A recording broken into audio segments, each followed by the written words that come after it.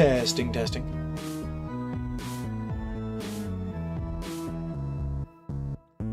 We're getting started in just a few minutes. Enjoy the tunes.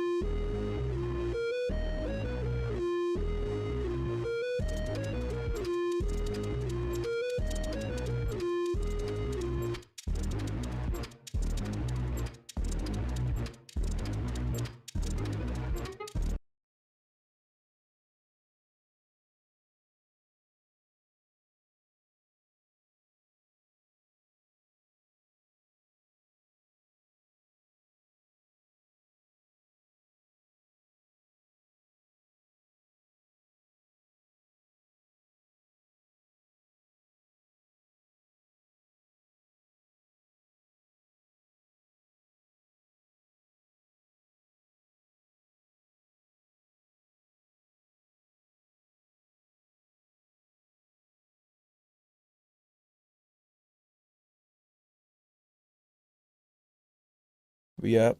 There we go. There we go. Am I audible now? There it is.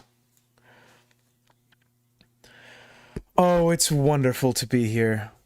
I'm sorry for cursing everyone's brain by speeding up Zach's music. I thought it would be funny. Hi, everybody. Welcome to the show. It's going to be a relaxed one today, because we have to talk about Darkstar, which means we have to fill a plural hour stream with information about a character who has nothing, absolutely, literally nothing in his storyline. The way we're going to do that, just to peek everybody forward, we're going to do this. We're going to fill out this board. So start getting this ready.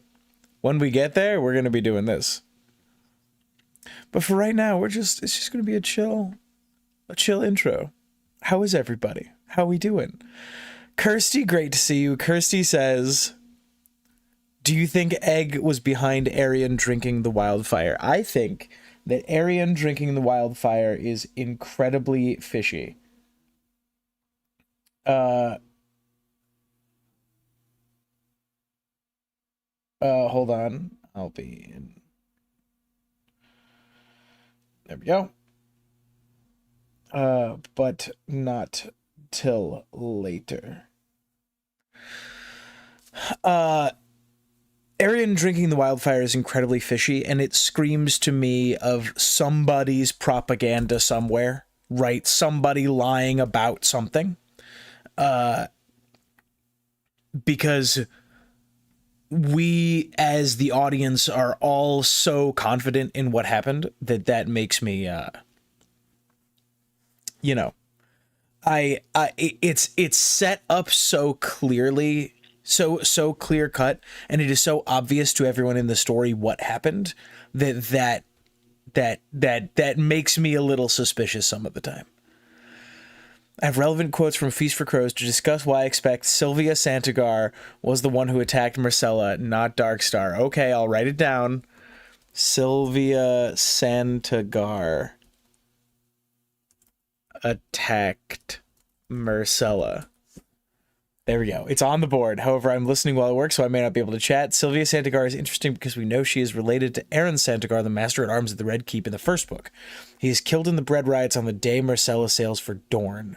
We don't know how exactly they're related, but both characters are mentioned in the same chapter only once. Cersei 5, A Feast for Crows, where she misses the opportunity to connect those two family members.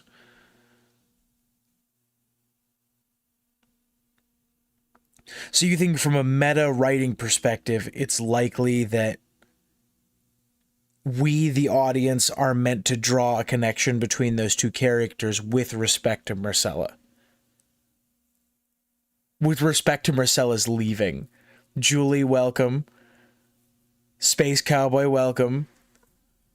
Hello, everyone. I appreciate no sound. Tom the Audible. Listen. I have been told many times that I would make a spectacular audiobook narrator.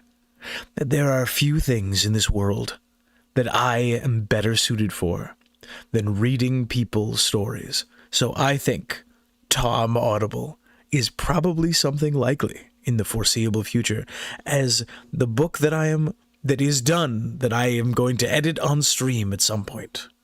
That book is going to be read by me and placed on the internet. Darkstar does like half a thing. No, we're discussing whether or not he has that thing, right?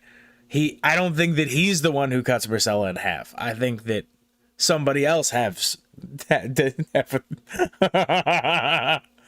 You put him on the list. I put him on the list because everybody wants to talk about Darkstar. For some reason, everybody wants to talk about Darkstar, and then you guys voted. What, do you want me to run another poll? I'll run another poll. Hang on. Here we go.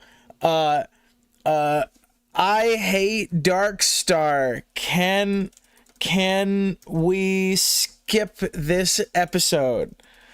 Yes. No. Go. Watch what's gonna happen, Julie. Watch what's gonna happen. Look, it's gonna be amazing. I would love to skip this episode because Darkstar's nonsense.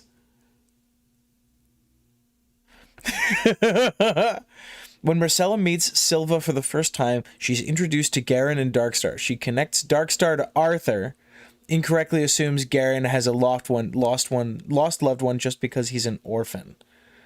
Huh? Incorrectly assumes Garen has a lost loved one. Oh, okay. If I had a nickel for every time I listened to a Tom stream while biking to Costco for a hot dog, I'd have two nickels, which isn't a lot, but it's still weird that it happened twice, says Sean. I wanted to talk about Dungeon Crawler Carl. I'll add that to the list. Hang on, where's my list? My list is over here. New stream ideas. Come on over with me. This is one of my favorite screens. Boop.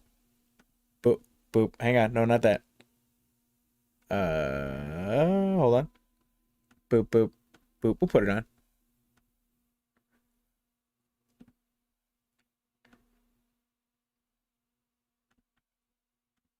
And that, everyone, is why you always switch to face cam before you if you stream, just get in that habit.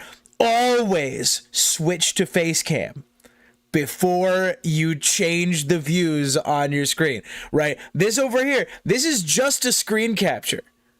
So whatever's behind it, I can just it just appears. And sometimes sometimes you click the wrong thing and it just shows nothing, but sometimes you're like, oh yeah, I was looking at the Saber score before this. And I was like, what was I previously Googling?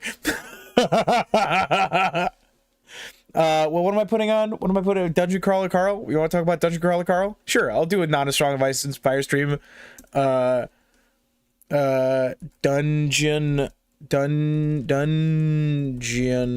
Crawler Carl. How do you spell Danganronpa?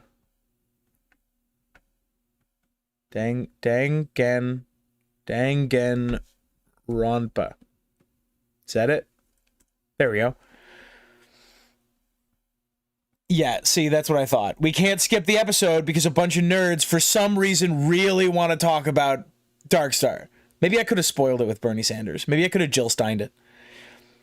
I read 2 chapters for this stream. It's too late to change. Darkstar is the Boba Fett of A Song of Ice and Fire. That might be the best take I've seen in this fandom in a little while. I'm 2 books into Dungeon Crawler Carl, says Space Cowboy. Would you consider Marcella, what does that say? Would you consider Marcella already crowned or no? Ooh, what a neat question. It's it creates sort of an interesting what is the we'll say is Marcella crowned? I don't know. Yeah, yeah, absolutely. Right, because King is a. This might be an interesting secondary board. King is a made up phrase. Power is a shadow on the wall. A lie lie we tell to each other. Everyone has only the political power that everyone else decides they have. Myrcella was absolutely crowned, but that does not make her queen. You become queen when enough people agree that you're queen to be queen.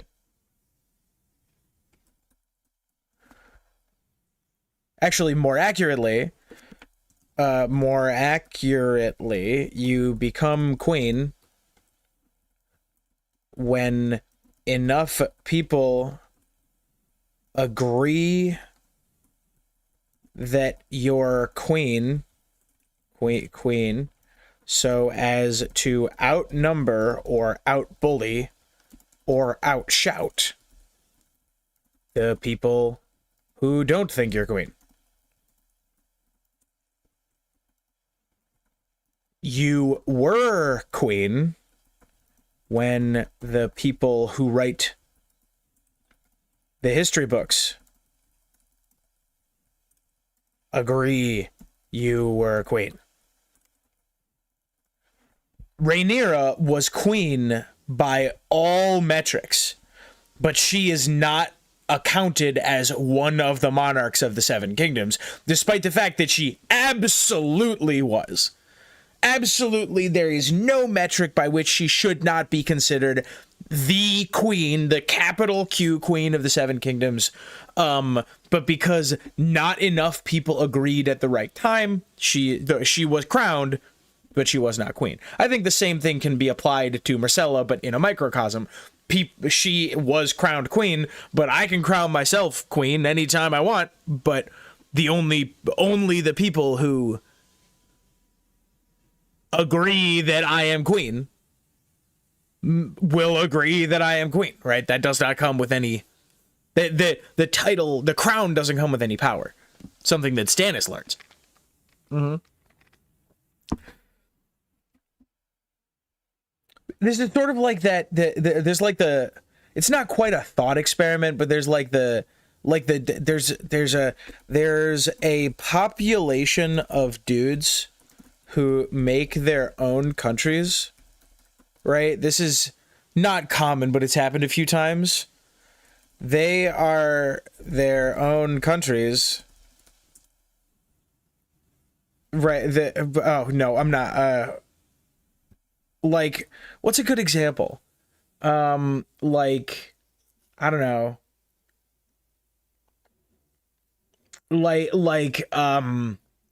What's his name? Daenerys' husband? Like, Dany's husband? Right? Where he has declared himself king of Meereen, but he holds very little real power. An interesting conversation. Back to this. Actually, no, back to this. Stop, don't distract me. Don't distract me. I'm talking to the camera. Stop it.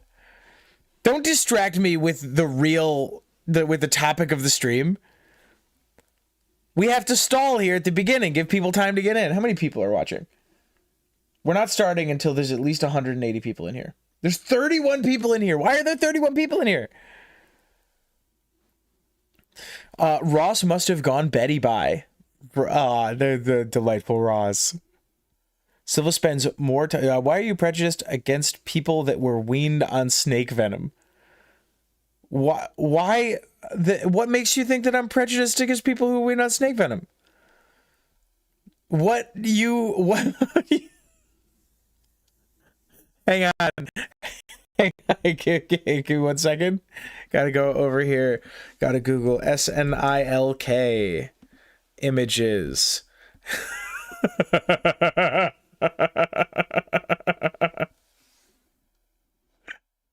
Yeah. Yeah.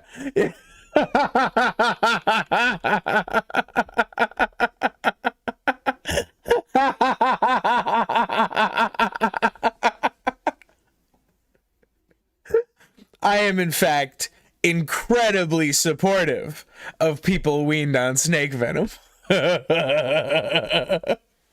Silva spends more time than anyone else in Ariane's Queenmaker party getting close to Myrcella. They split an orange and Silva shades her from the sun. Sure, yeah, but for sure. Danganronpa, yep. Can you just give the class a Darkstar crash course first? Yeah, we're gonna go over the character of Darkstar, and I promise I am going to list every single scene, every line that contains Darkstar, because there's like 8.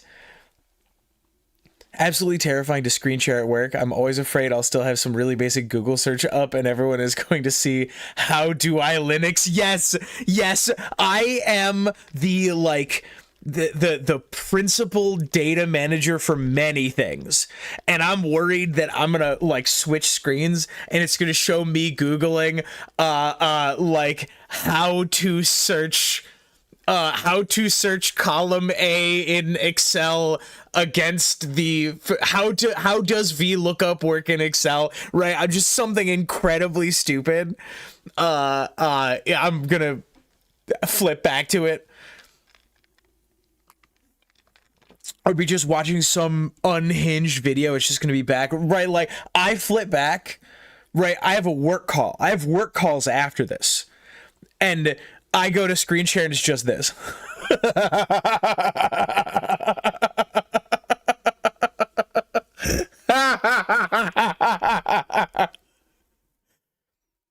You gave us an option and thus sealed your fate. Unfortunately, you guys will always pick the funniest option, which does not bode well for whether or not I am likely to ever get work done on this podcast. I'm gonna have to rig the voting at some point. I might do that today. I might rig the voting and make all 4 options things that would be good for me in the long term. Then during the actual Queenmaker chapter, Silva isn't mentioned once. It's like Ariane forgets she exists. She could have done literally anything in that moment and we wouldn't know. Interesting. Rereading the Queenmaker, I think I Am of the Night is clowned on too hard. It makes sense in context. He's referencing the Sword of the Morning. Yeah, I think that gets, I mean, it is a funny line when you just read it. Mm-hmm. However, I think that I think we do dunk on it a little bit too hard. Because it sounds so silly. But I think that the way he's saying it is like almost as a little bit of a joke. Like everyone talks about the Sword of the Morning and he's like, yeah, but I'm of the night.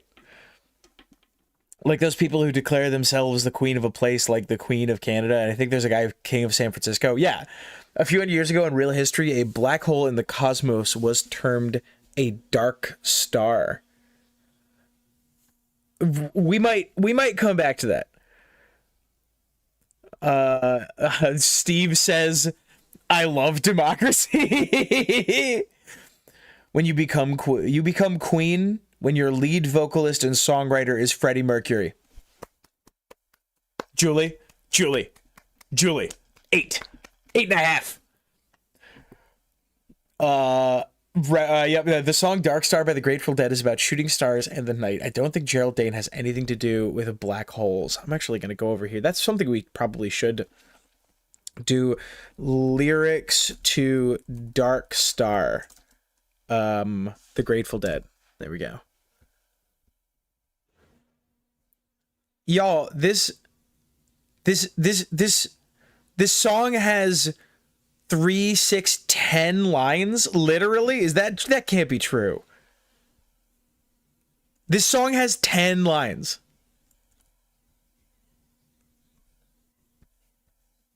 This can't be true. What are your first impressions of Darkstar? Oh, sweet. I found some, like, some hyper crushed HTML nonsense. It's all in Times New Roman. We will be using this. Yeah. This is the lyric page we're gonna be using. Yes. Wait, no, you're missing the. Yeah, look at that. Yeah, dude. Yeah, we'll be doing that. Hi, if Tommen dies, Myrcella would be the rightful queen of Westeros. Ah, jeez. We simply don't have time to get into it. There's like 8 lines of effective succession. Layer hidden. Stop it. Oh, I see we gotta do this and then this. Okay. The rightful king, monarch of the 7 kingdoms. Kingodoms. Boop, boop, boop, boop, boop, boop, boop, boop, boop. Right? Like, we gotta discuss the word rightful here.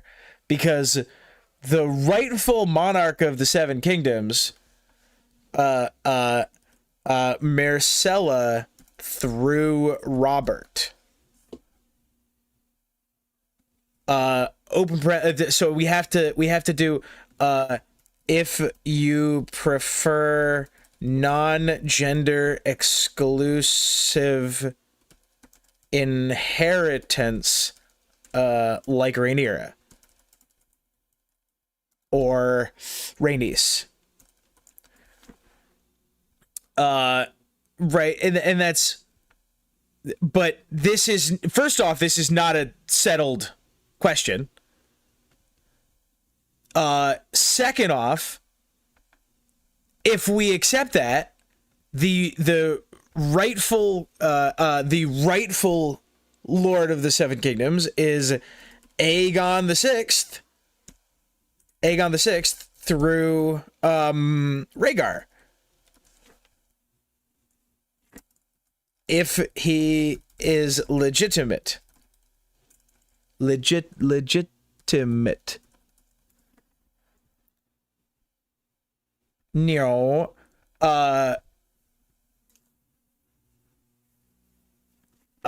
If you prefer male preference, primogeniture, I think is the word, then we go bang, bang, right, like this is to here or to here, right?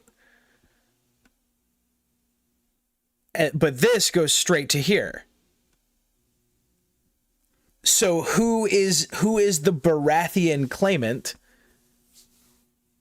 Or right, that would go there, or Stannis through Robert.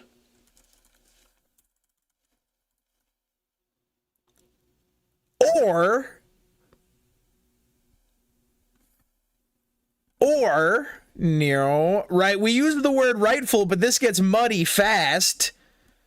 Or Jon through Rhaegar. Rhaegar, if legitimate. No. Right, and like we have to do. Hang on. No. We actually have to add a little. We're doing this tangent. I don't even care. Can you guys see this? Is this visible enough? Can you guys? Let me see. Hang on. We'll go to live. Go to live over on my end. Yeah, that all's visible. There's 39 people watching me. Right, we have to do if legitimate.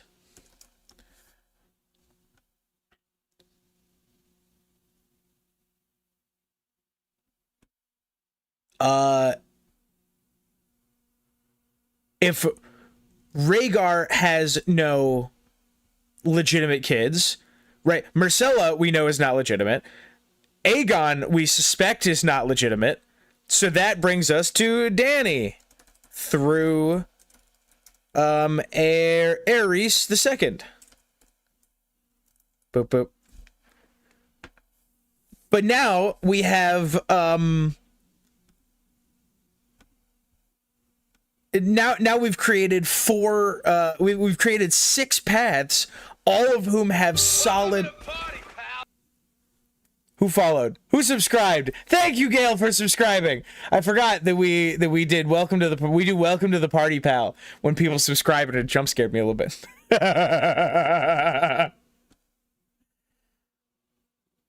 And I'm behind on chat already.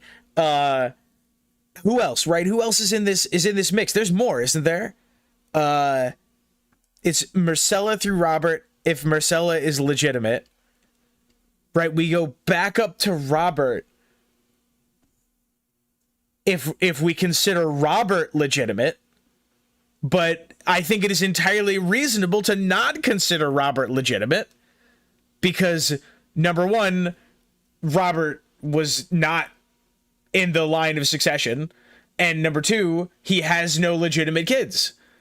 So we have to go back up. We have to either go to Stannis or to Rhaegar, and through Rhaegar we go to the other people, right?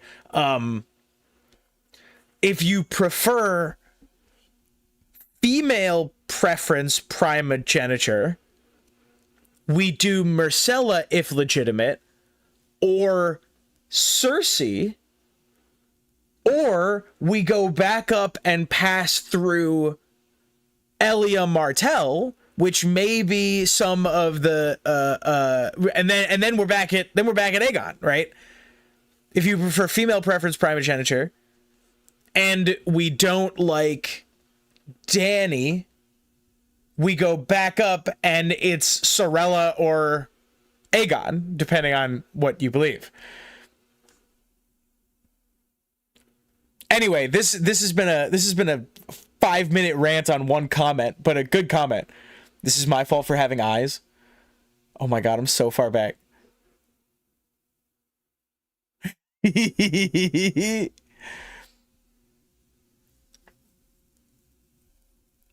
Okay, let's see.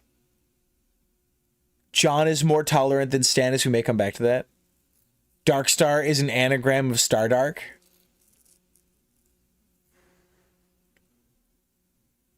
Isn't it an anagram for Star Wars? Stop it.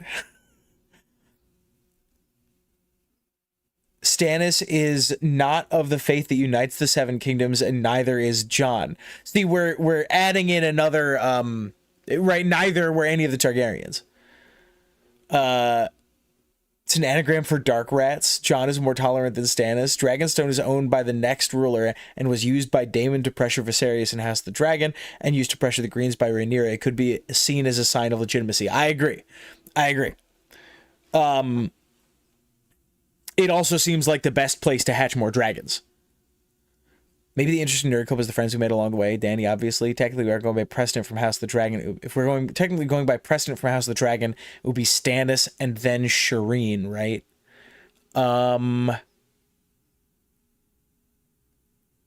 No, I don't know why we would go Stannis and then Shireen. Everyone has in their minds like a set of legitimate rulers, right? A legitimate line of succession.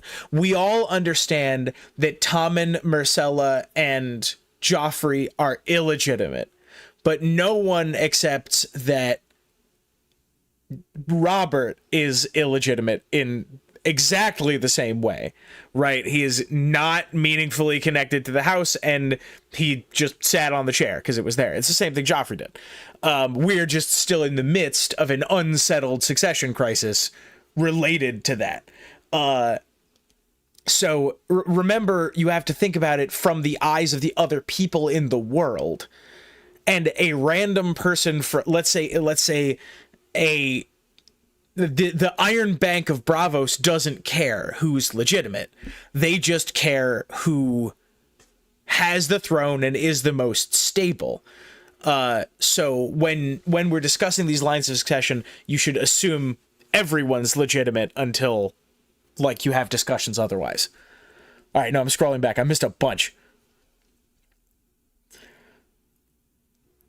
Marcella is already rightful according to Ariane, but not actually, so she could die soon?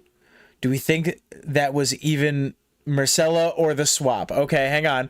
Yep, this, by the way, is what we're actually doing today. Literally every Darkstar theory. We were not doing Succession Crisis theories. Marcella wasn't on the trip. It was her cousin. What am I? Oh, we guys talking about Snilk? Yeah. It's my fault for having eyes. Now we are now doing snaky caricatures. Yep. Darkstar is Daeron Targaryen, possibly the son of Rhaella Targaryen and Stefan Baratheon. Excuse me. Born 269 and died 270. Sent to House Dane when hair came in black. What are you talking? Is this a real theory, Jenny? Darkstar is the son of is Daeron Targaryen? Targaryen? What are you talking about? Ooh, like Taco, you just made Harry Potter enviable with a single picture. How do you feel about that? What are you talking about? What do you mean? Do you mean this picture? Surely you don't mean this picture. Surely you don't mean this picture. I'm going to leave this up. I love democracy. Blackfish sounds silly, but everyone loves it. No, the Blackfish does things. He does things. You have stupid things in the background as a joke for work calls intentionally, and you accidentally have something in the background, you can play it off as another joke. Wait, that's a great idea. I show this one in my interviews later. And so then later, right, I'm like, aha, that was a bit. So I can play off other things also as a bit. With gravity, so, okay. 1783, the concept was first proposed by English clergyman John Mitchell, who theorized the existence of dark stars with gravity so strong that light could not escape. Ooh. Darkstar was Arthur's squire at the Tower of Joy. Okay, we can do this now. Hang on, let's see. Darkstar crashes, pouring its light into ashes. Reason tatters. The forces tear loose from the axis, searchlight casting, for faults in the cloud of delusion. Shall we go, you and I, while we can, through the transitive nightfall of diamonds? Mirror shatters in formless reflections of matter. Glass hand dissolving to ice petal flowers revolving. Lady in velvet recedes in the nights of goodbye. Shall we go, you and I, while we can, through the transitive nightfall of diamonds? The following ending to the lyrics, you can hear it spoken at the end of the single version of Darkstar, available on the compilation CD. Thanks to Ben Miller for pointing this out. Spinning a set the stars through which the tattered tails of Axis roll, about the waxened wind of never, to set the motion in becoming. Round about the reason hardly matters, nor the wise through which the stars were set in spin. I don't get it at all, but it is very pretty. We're gonna grab it. We're gonna grab the whole thing. All right, you guys might be onto something. Copy. Boop. Boop, boop. No. Okay, we're gonna get rid of this. There we go. Yes, we're gonna put this right here. No, we're gonna put it right here so that everybody can see it, and then we're gonna mark it all up. Give me you, give me you. We'll save this for a little bit later, though. Right, we'll do what we've done in the past. We'll grab the pen. We'll grab the pink and reds. And we'll go through, we'll try to figure out what each of these things are. If these things do, in fact, connect. Song references, okay. Okay, I was wrong. One guy who wasn't taken seriously did call them that. My bad. Darkstar is an anagram of Rad Stark. Darkstar anagrams to Rad Stark. Darkstar anagrams to Rad Stark. One of the problems that I'm running into is that we are now at a point where we're getting like 40 or 50 viewers consistently on these streams, and that is too many for me to read the comments consistently. Can I change it to, like, I don't know. How do I make this better? How do I make it so I can read all of your unhinged shit? But do I need a moderator to like feed me the interesting questions? All Targaryens are bastards. Very nice. My lawful diva Mira busy? I've missed your collabs with her. Maybe it's just like this guy. Right? It's just this. But this has got me in a world where I want to read things poetically. And that came out like kind of lyrical. Stannis is not in the face. Okay, all right. So we've caught back up to there. All my community post answers being Bernie Sanders has finally come full circle. Oh yes, of course. I forgot. The 1%. We have to do. We have to. Oh my god. We need to go and watch like a Bernie Sanders speech before I can do a Bernie Sanders impression. I forgot. We have to do Bernie Sanders later. It's slipping toward Yogi Bear. We're the 1% of the 1%. Then 99%, 1% of the campus get 99% of the picnic baskets.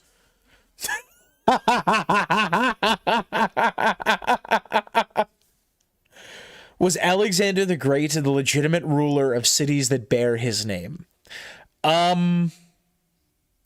See, that legitimate is a difficult word.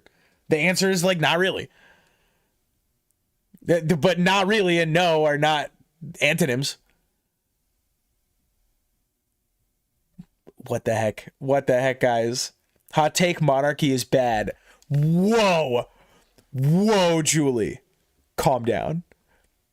Whoa. You're telling me that a system where one dude gets to decide everything and his kids get to decide everything after that is bad? That's crazy.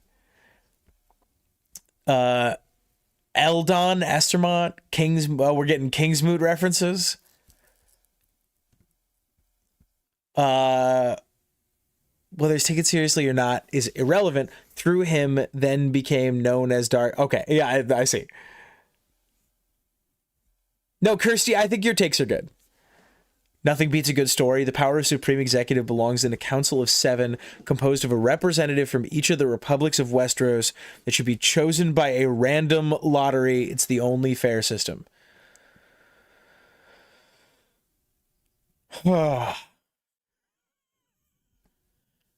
Done. Let's hang on. I'm actually gonna give me a second. Hang on. We go over here, and we go back. Hang on, we scroll. What is the best Westerosi political system? What political system should they have in Westeros? Right? What should we insist that they have? Right? What's the best? You can't spell Eddard Stark. You can't spell Eddard Stark without Darkstar. Hang on. Eddard Stark. No.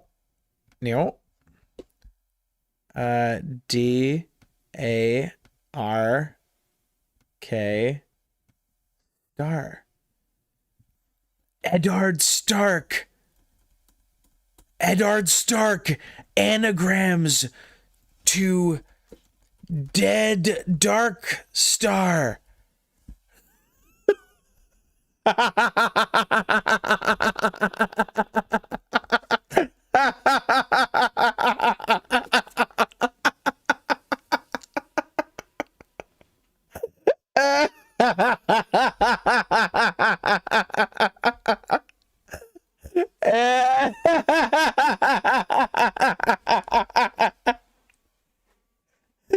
Yeah, dude. Is it currently? Where is Rhaegar? Right, like actually, I think we actually do need to put that down. Where is it? Right, like if you believe in monarchy generally, if you believe in the Targaryens at all, it's I think Rhaegar through Aerys. I've actually been thinking about like Mance Rhaegar and related Rhaegar is alive theories.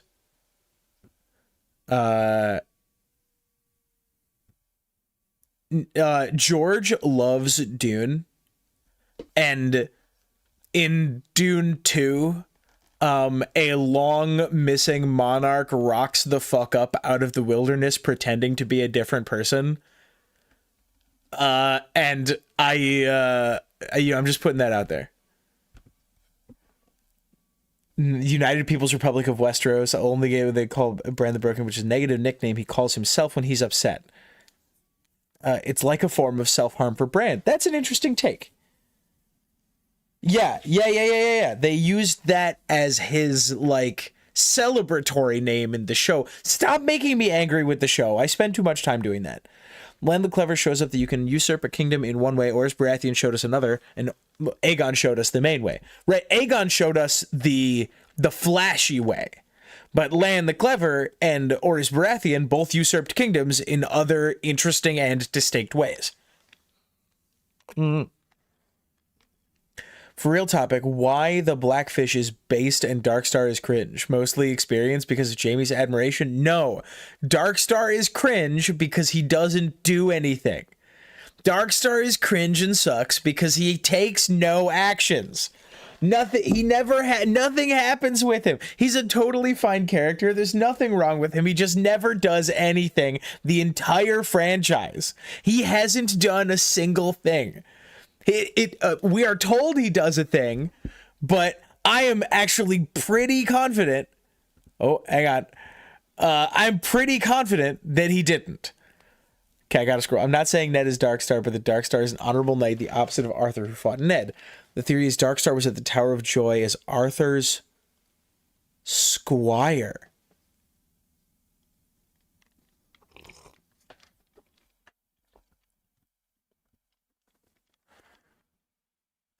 I'm going to adjust this so I get the football on the screen.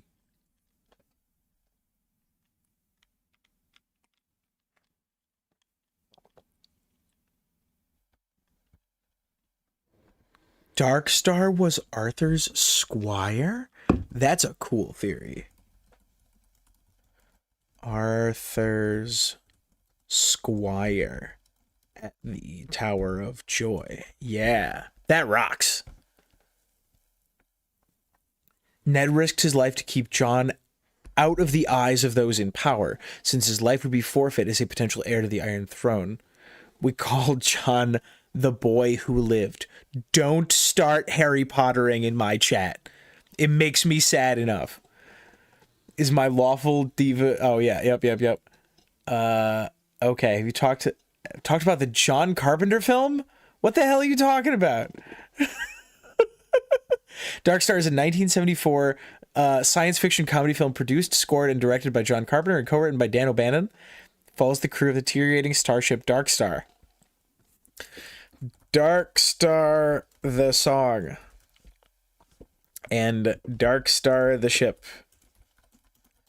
I guess we have to talk about Darkstar the movie. I guess we have to talk about both of these things today, don't we? Because for some reason, people like Darkstar.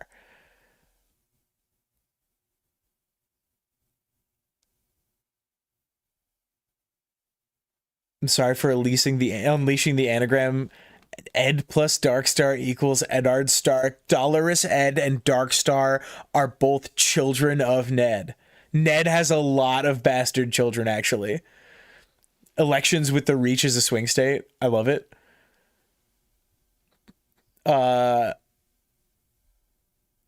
We don't know he didn't do anything. He just does it off the page. Wesley, you're too theory brained.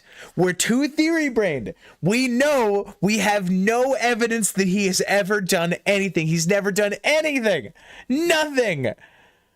I believe Mance Rhaegar, the only problem is it's not ironic. I'm dead serious. I'm coming around to it.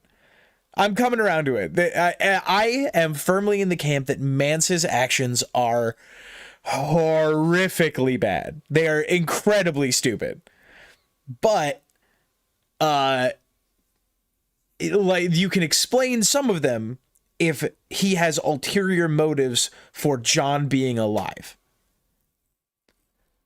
Darkstar would have been 10 to 12 at the time. He's a Knight of Starfire. Why would the kid be further away? It's right next door. Yeah, I mean, Are we sure Darkstar isn't a character from Spaceballs? No, you're thinking of Dark Helmet. There are dozens of us Darkstar fans. Darkstar is Boba Fett. Yes, wait, Steve, you're becoming more vindicated. Does the Darkstar imply the existence of Lightstar? Well, I think that's the Sword of the Morning. Right, I think it's supposed to. He's meant to contrast with the light imagery of the rest of his house. We have no evidence he hasn't. The biggest fish are always caught away from a camera. I would point to Bigfoot for a great example, but he already left. Steve says Dune 3. Thank you, I appreciate you. Oh my God. Ned and Darkstar swap at the Tower of Joy. Stop it. Okay, all right, everybody. Here's what we're doing today. We are doing, did Darkstar attack Myrcella? We're also going to do the entire history of Darkstar. Literally everything we know about him as a character. We're going to go every single piece of it. And it's good. There's going to be chat interaction. And it is going to take like 30 minutes, right? It's going to be so fast. When we're done with that, right, we're going to do some Song of Ice and Fire stuff, okay? That's what we're going to do at the top. Then we're going to fix the stream elements overlay, because over here, like down here, this is where the, that down over that way, that's where the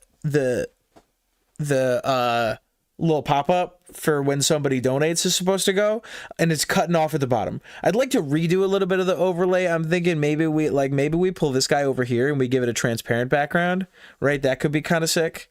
But we're gonna fix the overlay somehow. We are gonna edit literally one short. I would like to edit literally exactly one short from the YouTube I haven't put out a short in so long. We're gonna edit literally one short, and we're going to publish it because I need to get better on my shorts game. And then finally, if we have time, we're going to talk about, we're going to discuss March Madness. All right. As I do with many of the games that I play, I've stolen this from the channel Dead Meat. I'm thinking about making like a round of 32 bracket of characters in A Song of Ice and Fire. Taco is doing something like this. Hang on, let me find it. Taco, A Song of Ice and Fire character bracket, right? Where is it? Yeah, yes, yeah, here it is. Where he, welcome to something to talk about. Welcome to something to talk about. Yeah, there's Taco. And he did a bunch of polling between characters to see who would win in a fight. I don't want to do who would win in a fight. I want to do other like more specific shit, right? I want to do like I want to take recommendations from chat and be like, hang on, let me link that. Let me link that real fast. It seems rude to not link that. There we go. Here you go, guys. Bonk, bonk, bonk. Here you go. Go ahead. Everybody go chat with Taco. Go meme around in his chat. This video has 174 views and 12 likes. Can we triple the number of likes on that, please? Let's go make it pop. Let's get that into the algorithm. Also, while you're down there, like the stream. Like the stream. This stream which you are currently watching and presumably enjoying, currently has 4 likes. You nightmares. Go like this stream.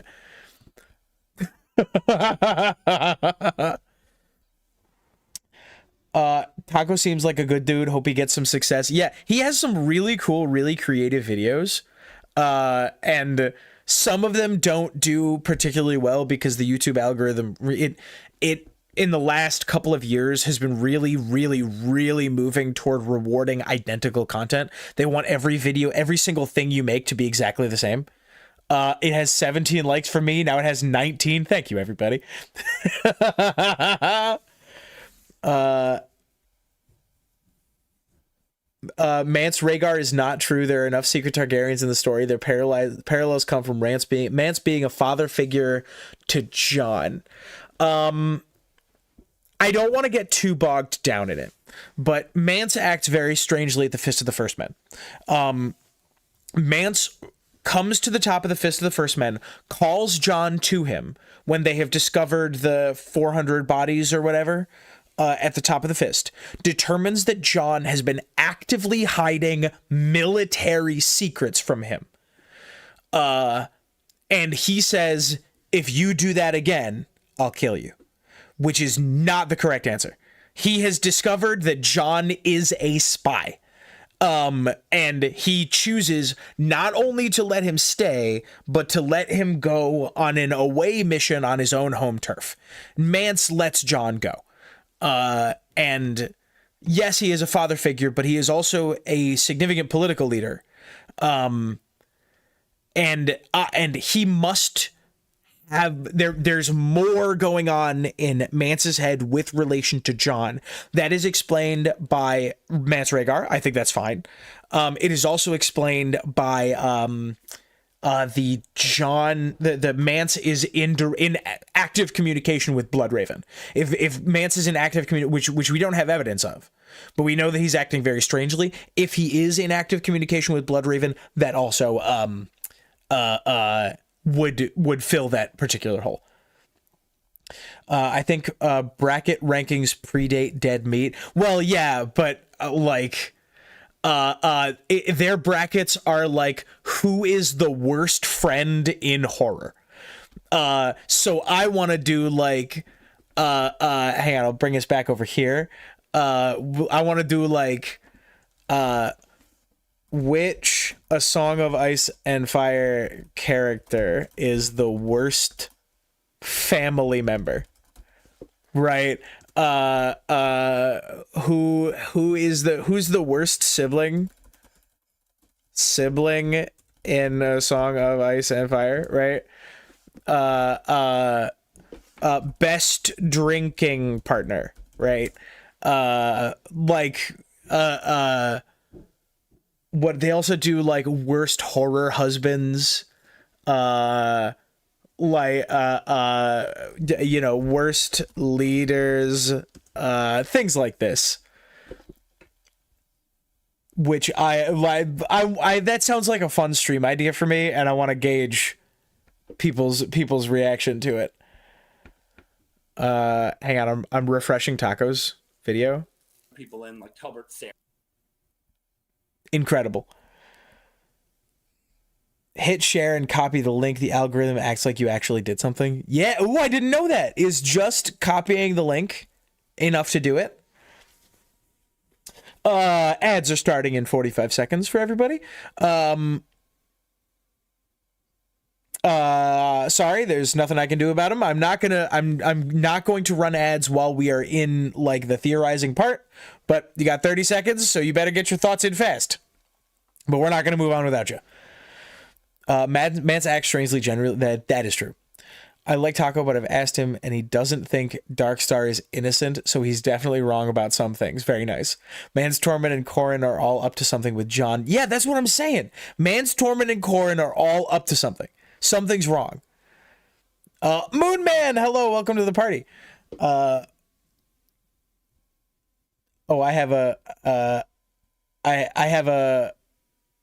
have a Mance theory for you. He was manipulated to do some very unwise things, and all his actions in the story are compensation for those mistakes. Interesting. I truly, literally can't wait. There we go. Hello, welcome back, everybody.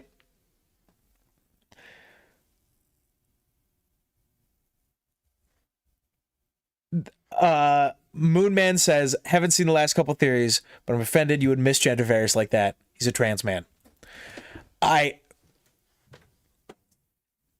Base position. I think we found out I did not know, Moonman, I'm sorry. I did not know that theory was popularized by you, that's a you theory. I think Zach did. He brought it on to discuss it. I did not know that was from you. Yeah, everyone, hang on. Let's go look at it. We're gonna have a watch party for Moonman Varys.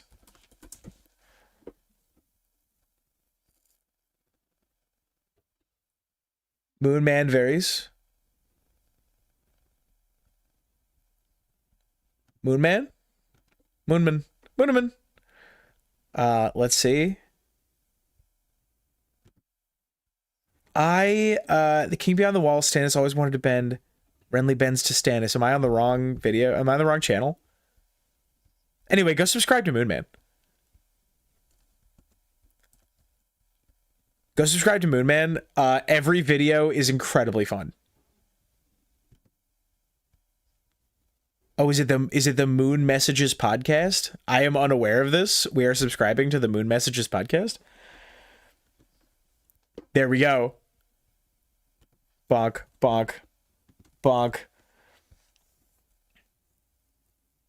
Do you want quotes? Is this an other theory? Stop it. We're not doing. Hang on. So the led Mance to unite the wild. We think we find out. Hang on.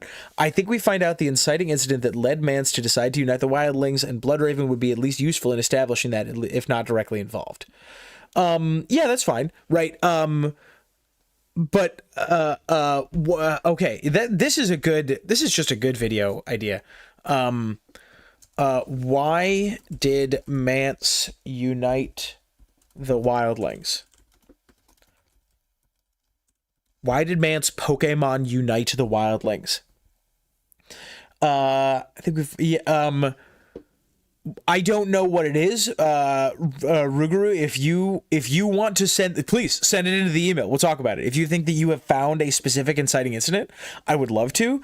But a specific inciting incident that is consistent within the story and relevant to the character would be if Rhaegar Targaryen got a dream like Matt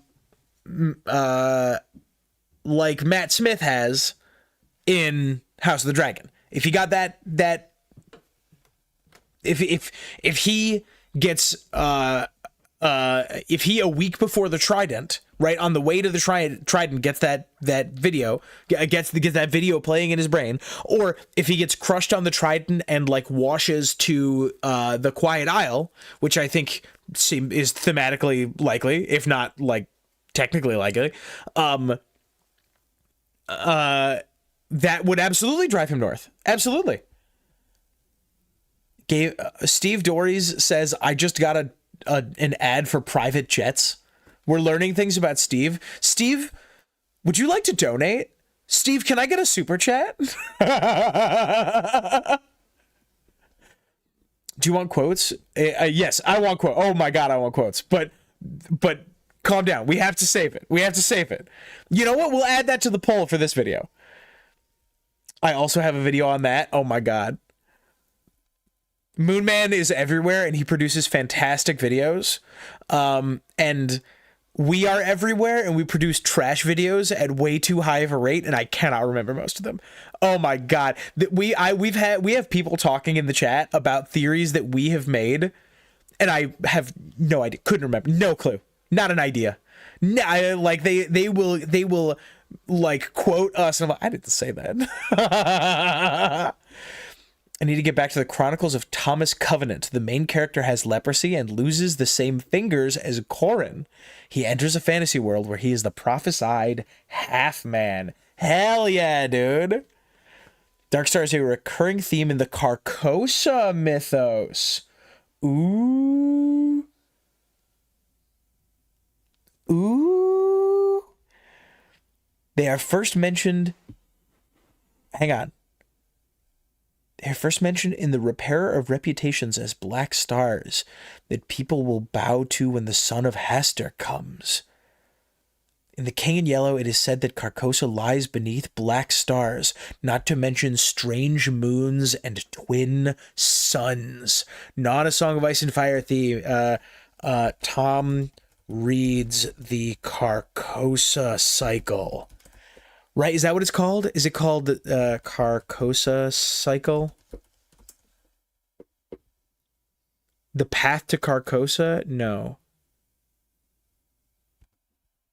What is it called? I have only read the Yellow Sign.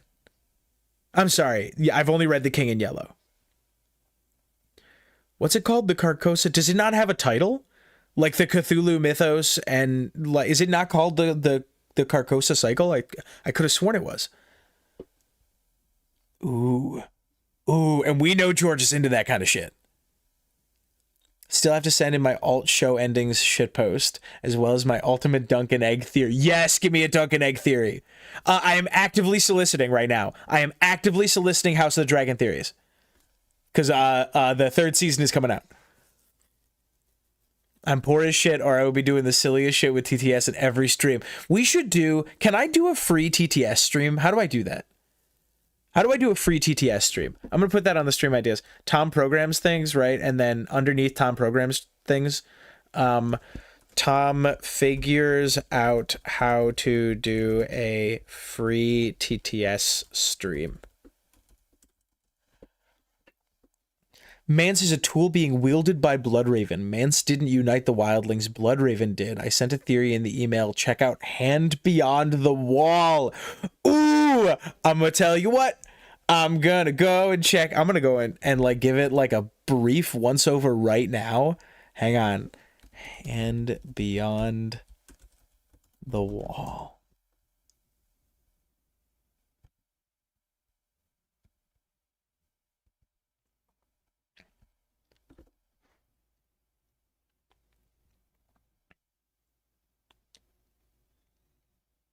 I love it.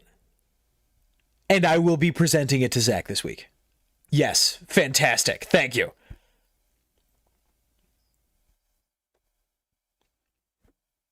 Could it be possible that Mance is Bloodraven's son? Sure. Yeah, absolutely.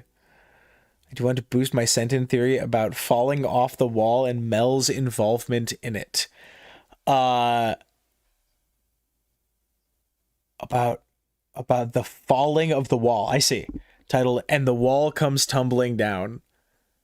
And the wall comes tumbling down. And the wall comes tumbling down. In email. There we go. Hell yeah. The issue with free TTS is that everyone can just spam. Do you currently have the ability to put chat in slow mode? Good question. Reactions, pop out chat. Let's see. Can I do anything with chat at all right now? Top chat, goal. Where's the what's the like moderation stream? The moderation screen.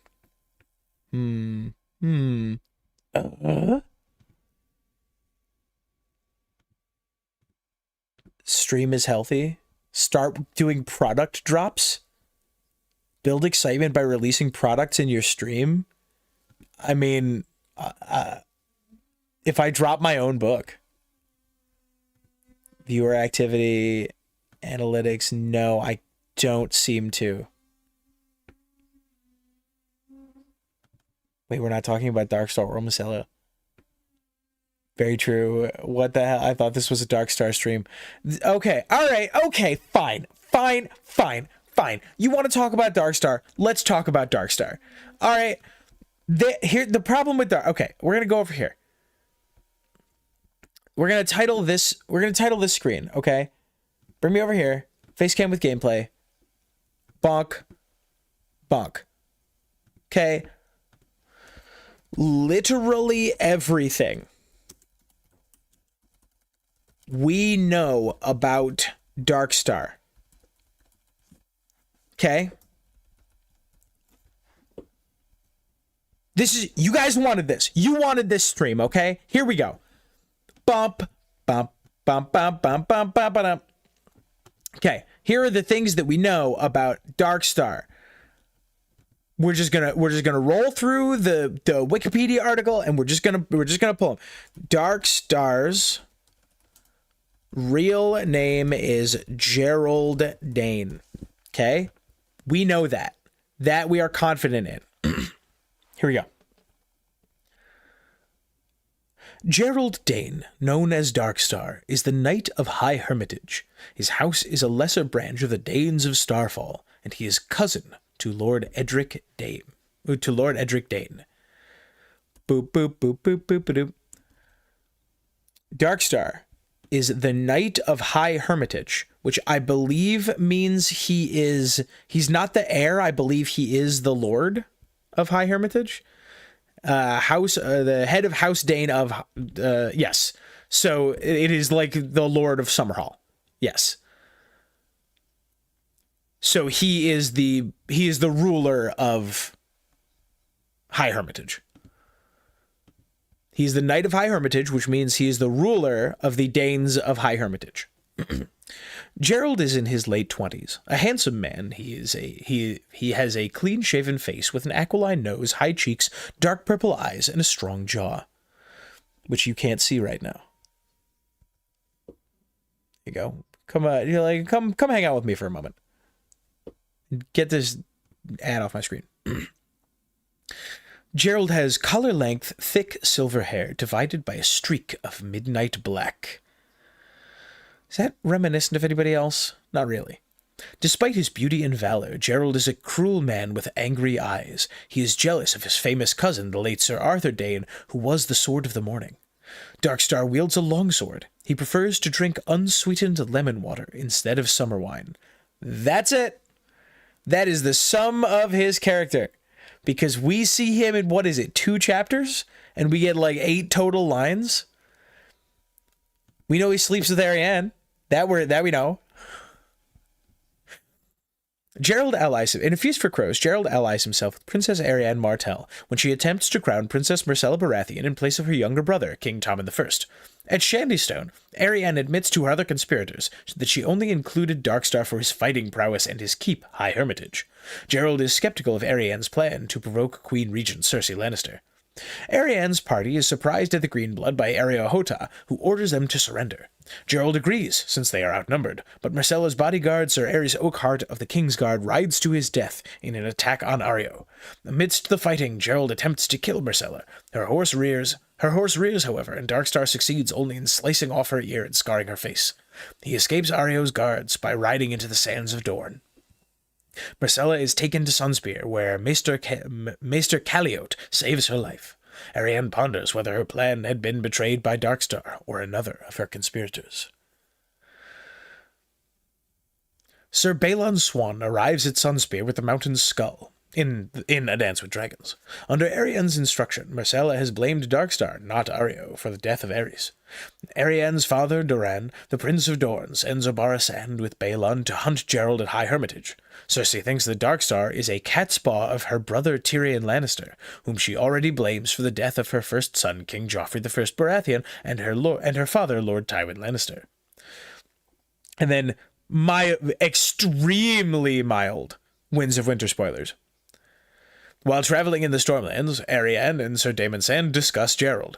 Arianne feels that Obara and Areo can kill Darkstar, although Daemon is skeptical. Arianne is regretful for ever having trusted Gerald, thinking he was so handsome she had not believed half the stories told about him. That's... I mean,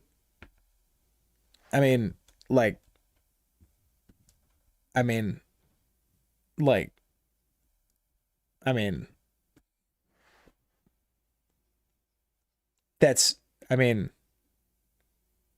there he is. That's him. We got him. We did it, everybody. I mean, I mean, that's the whole thing. He was there. He was in the room. Mayo says, he sure is a named character. The fandom loves talking about Darkstar, and I truly do not care. Oh my goodness. Oh, hold on. Pause for one moment. Pause. I have a related problem to the related.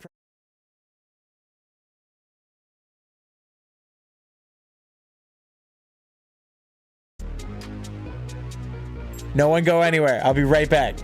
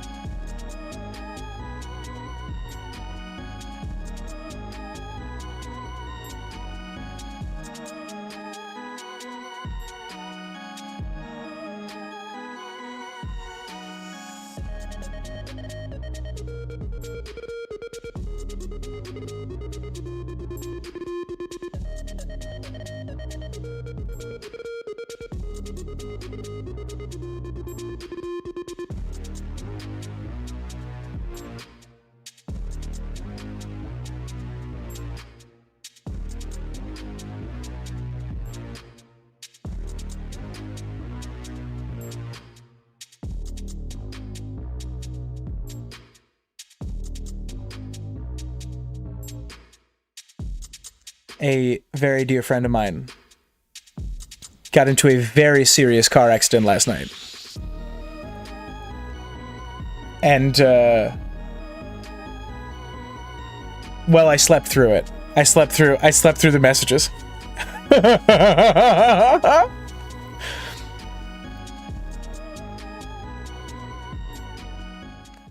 Which is a problem with me. But she is okay, and we are all okay. And everyone is fine. Yes, everybody's all right. Yep. I apologize. We will return to nerd shit post haste. Yeah. Yep. This is I like to hammer this home as often as I can. There is very, very, very few things that are as important as making sure that your friends and family are okay. And if you are employed by people who don't agree with that, maybe you shouldn't be employed by them anymore. The inner machinations of my mind are an enigma, says Darkstar. Okay. Back to dunking on Darkstar.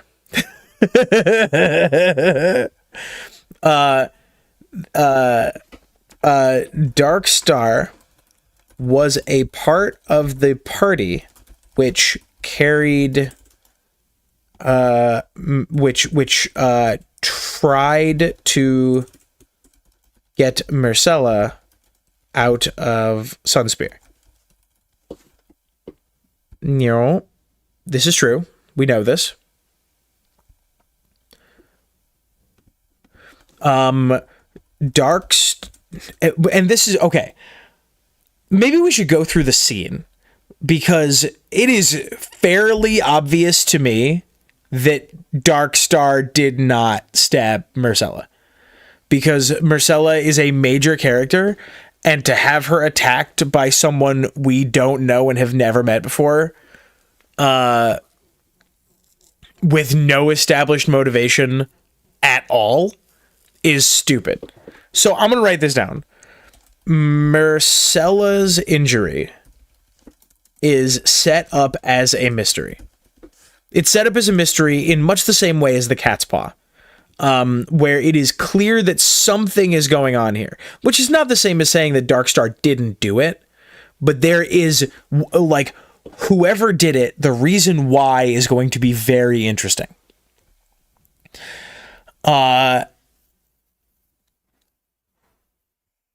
And, like, I don't know,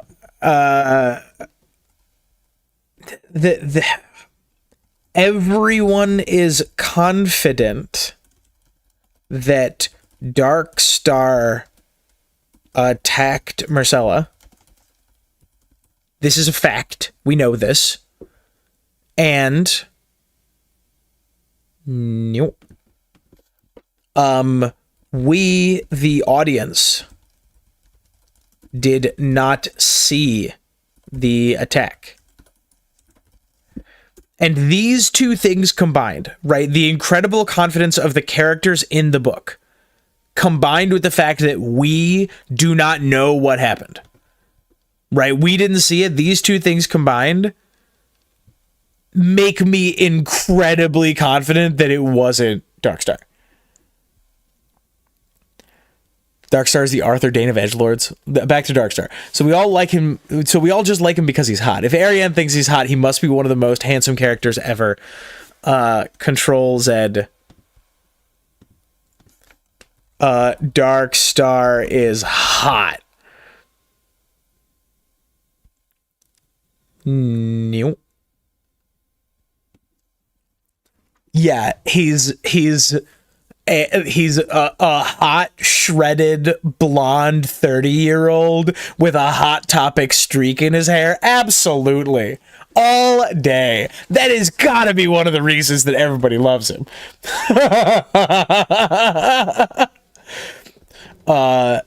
In fairness, most of them, other than Aerys and Ariane in the party, are unknown to the reader. Well, yes, they are unknown to the reader, in the same way that participants in a murder mystery are unknown to a reader, right? Like that, we don't know them,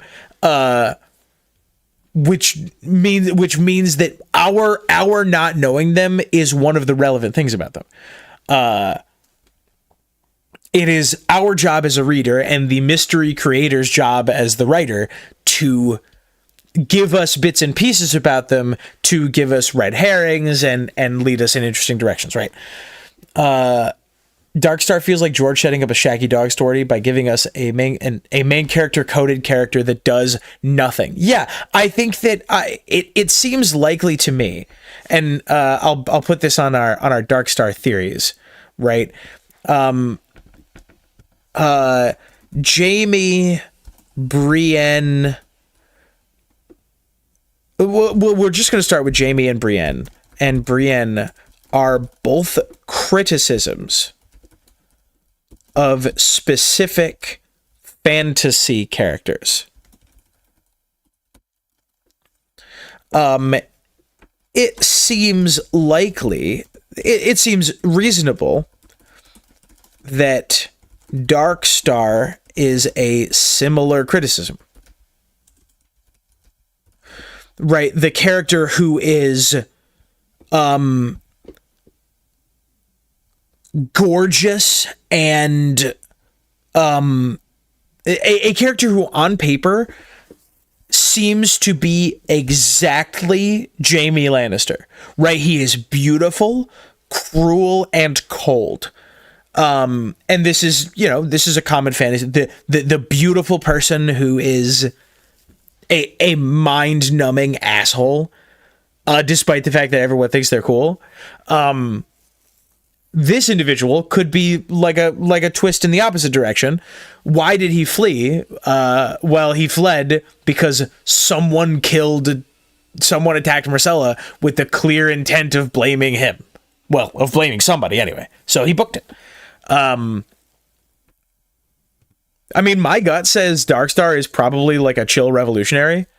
But we literally don't know anything about him, right? That's what my gut says, but we know nothing about him. Could Darkstar have a whole arc like Jaime attacking a child? Does he discount Jaime since he didn't actually kill Myrcella? Yeah, absolutely. I disagree with this logic, but I'm open to him not having done it.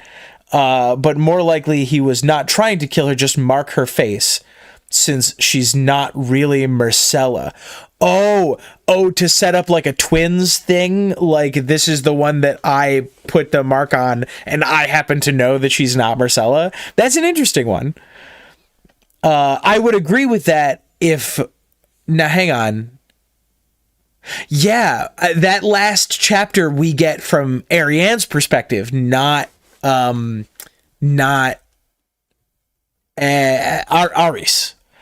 In fact, Dorne is framing Darkstar for the attack on Ares when we know that it was Ario. That is true. That is true. Yes. How do you recognize Darkstar other than by his armor?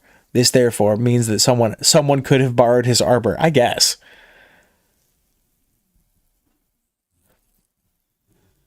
Ariane's in her emo phase.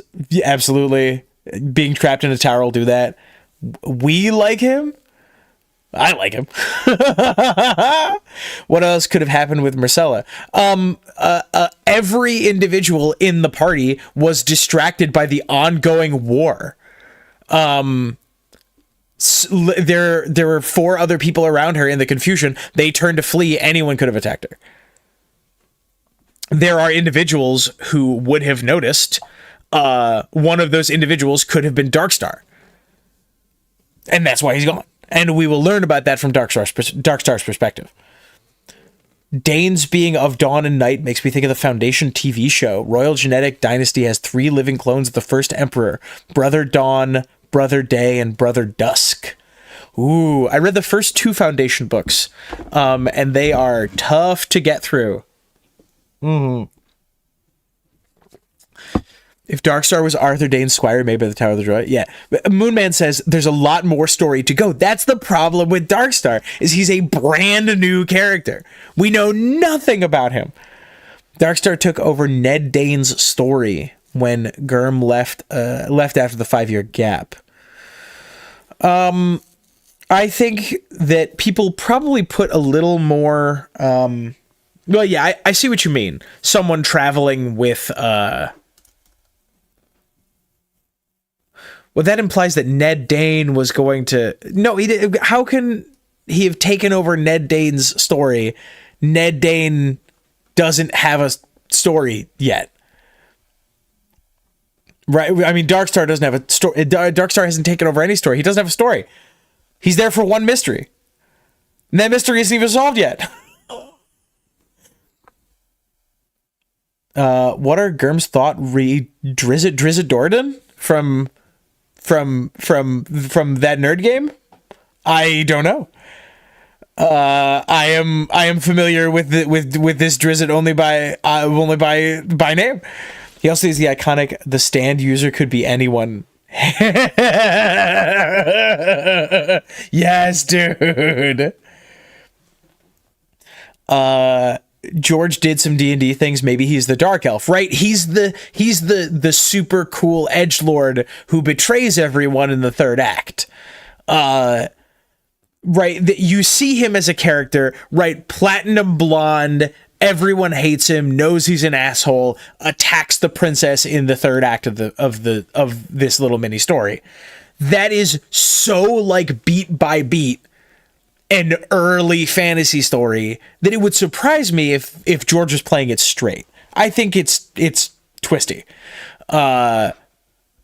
We as the audience and the people in the story, absolutely none of us have a motive for him attacking Myrcella at all. Now, if we learn in the next book that he is working for Littlefinger, sure, let's go, right? If we learn in the next book that he is working for Dorne, that'd be crazy. But there is more information that we are missing. What cruel and cold things have we seen him do? Everyone says this, but we don't know why we don't know why, right? That's the rub about him. We are told. We, the audience are told that he is cold and cruel. Right, in much the same way we are told that Jaime Lannister is an honorable, noble knight, right?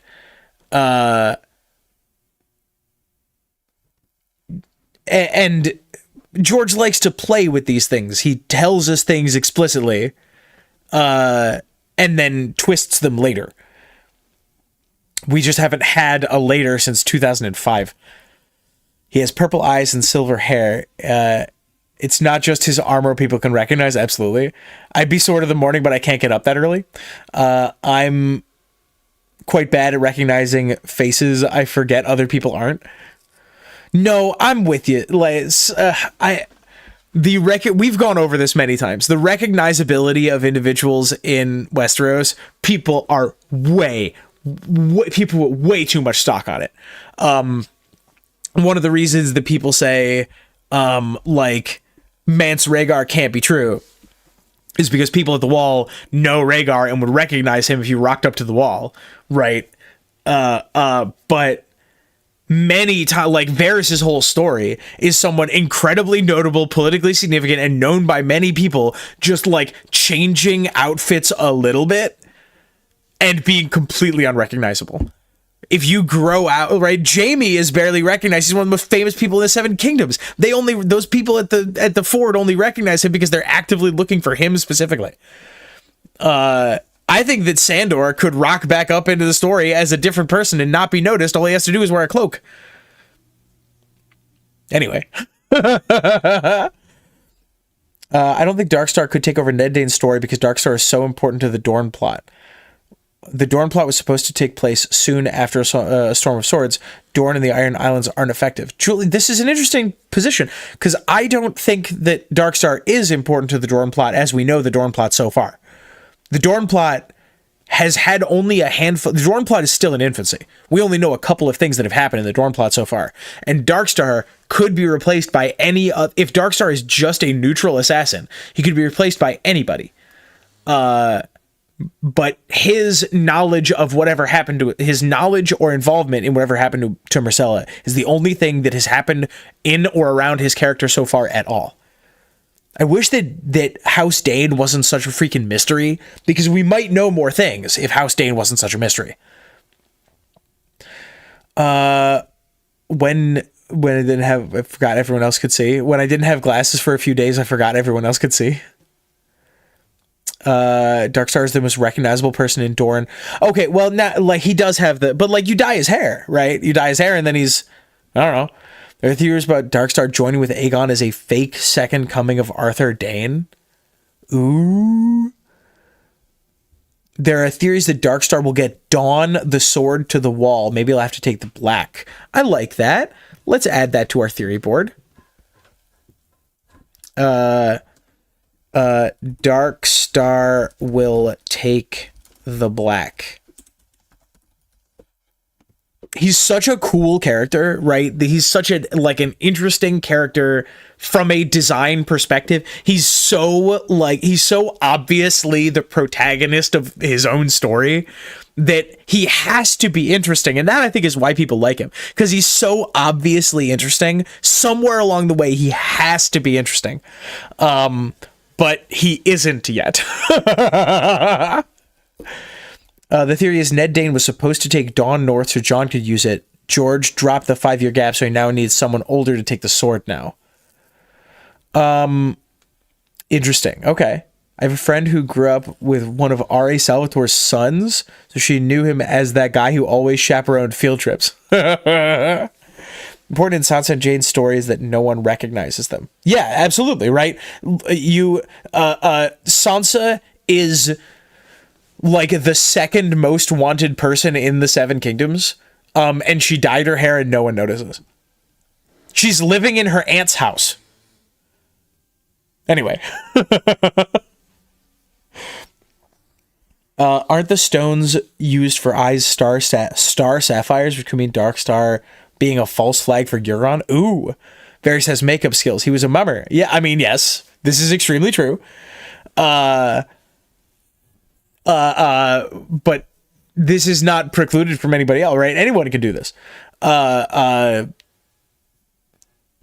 think the story of Elaine is actually quite notable here, right? A whole bunch of people who really should be actively looking for Sansa Stark are next to her in her family's house and haven't noticed her yet. You presume Darkstar isn't working for Dorne because Arianne, the Winds of Winter sample, Damon Sand, Oberyn's former squire, says Oberyn regretted not killing Darkstar, assuming Oberyn and Dorne are aligned. Now, I haven't read the sample. I haven't read that chapter. I haven't read any of the sample chapters actually, but I could. So I don't know what the phrasing is, but it could be the case that Oberyn regretted not killing Darkstar, like as a joke. Right, not quite as a joke, but like a little bit as a bit. Like, I wish I'd killed that guy ages ago, something like that.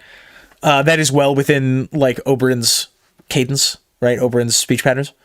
He insists upon his own interest. Says Kim, how is Darkstar going to steal Dawn? Something no one has been able to do in 10,000 years. Glamours require a big visible jewel, I think. The 3 most certain glamours have a large ruby or opal.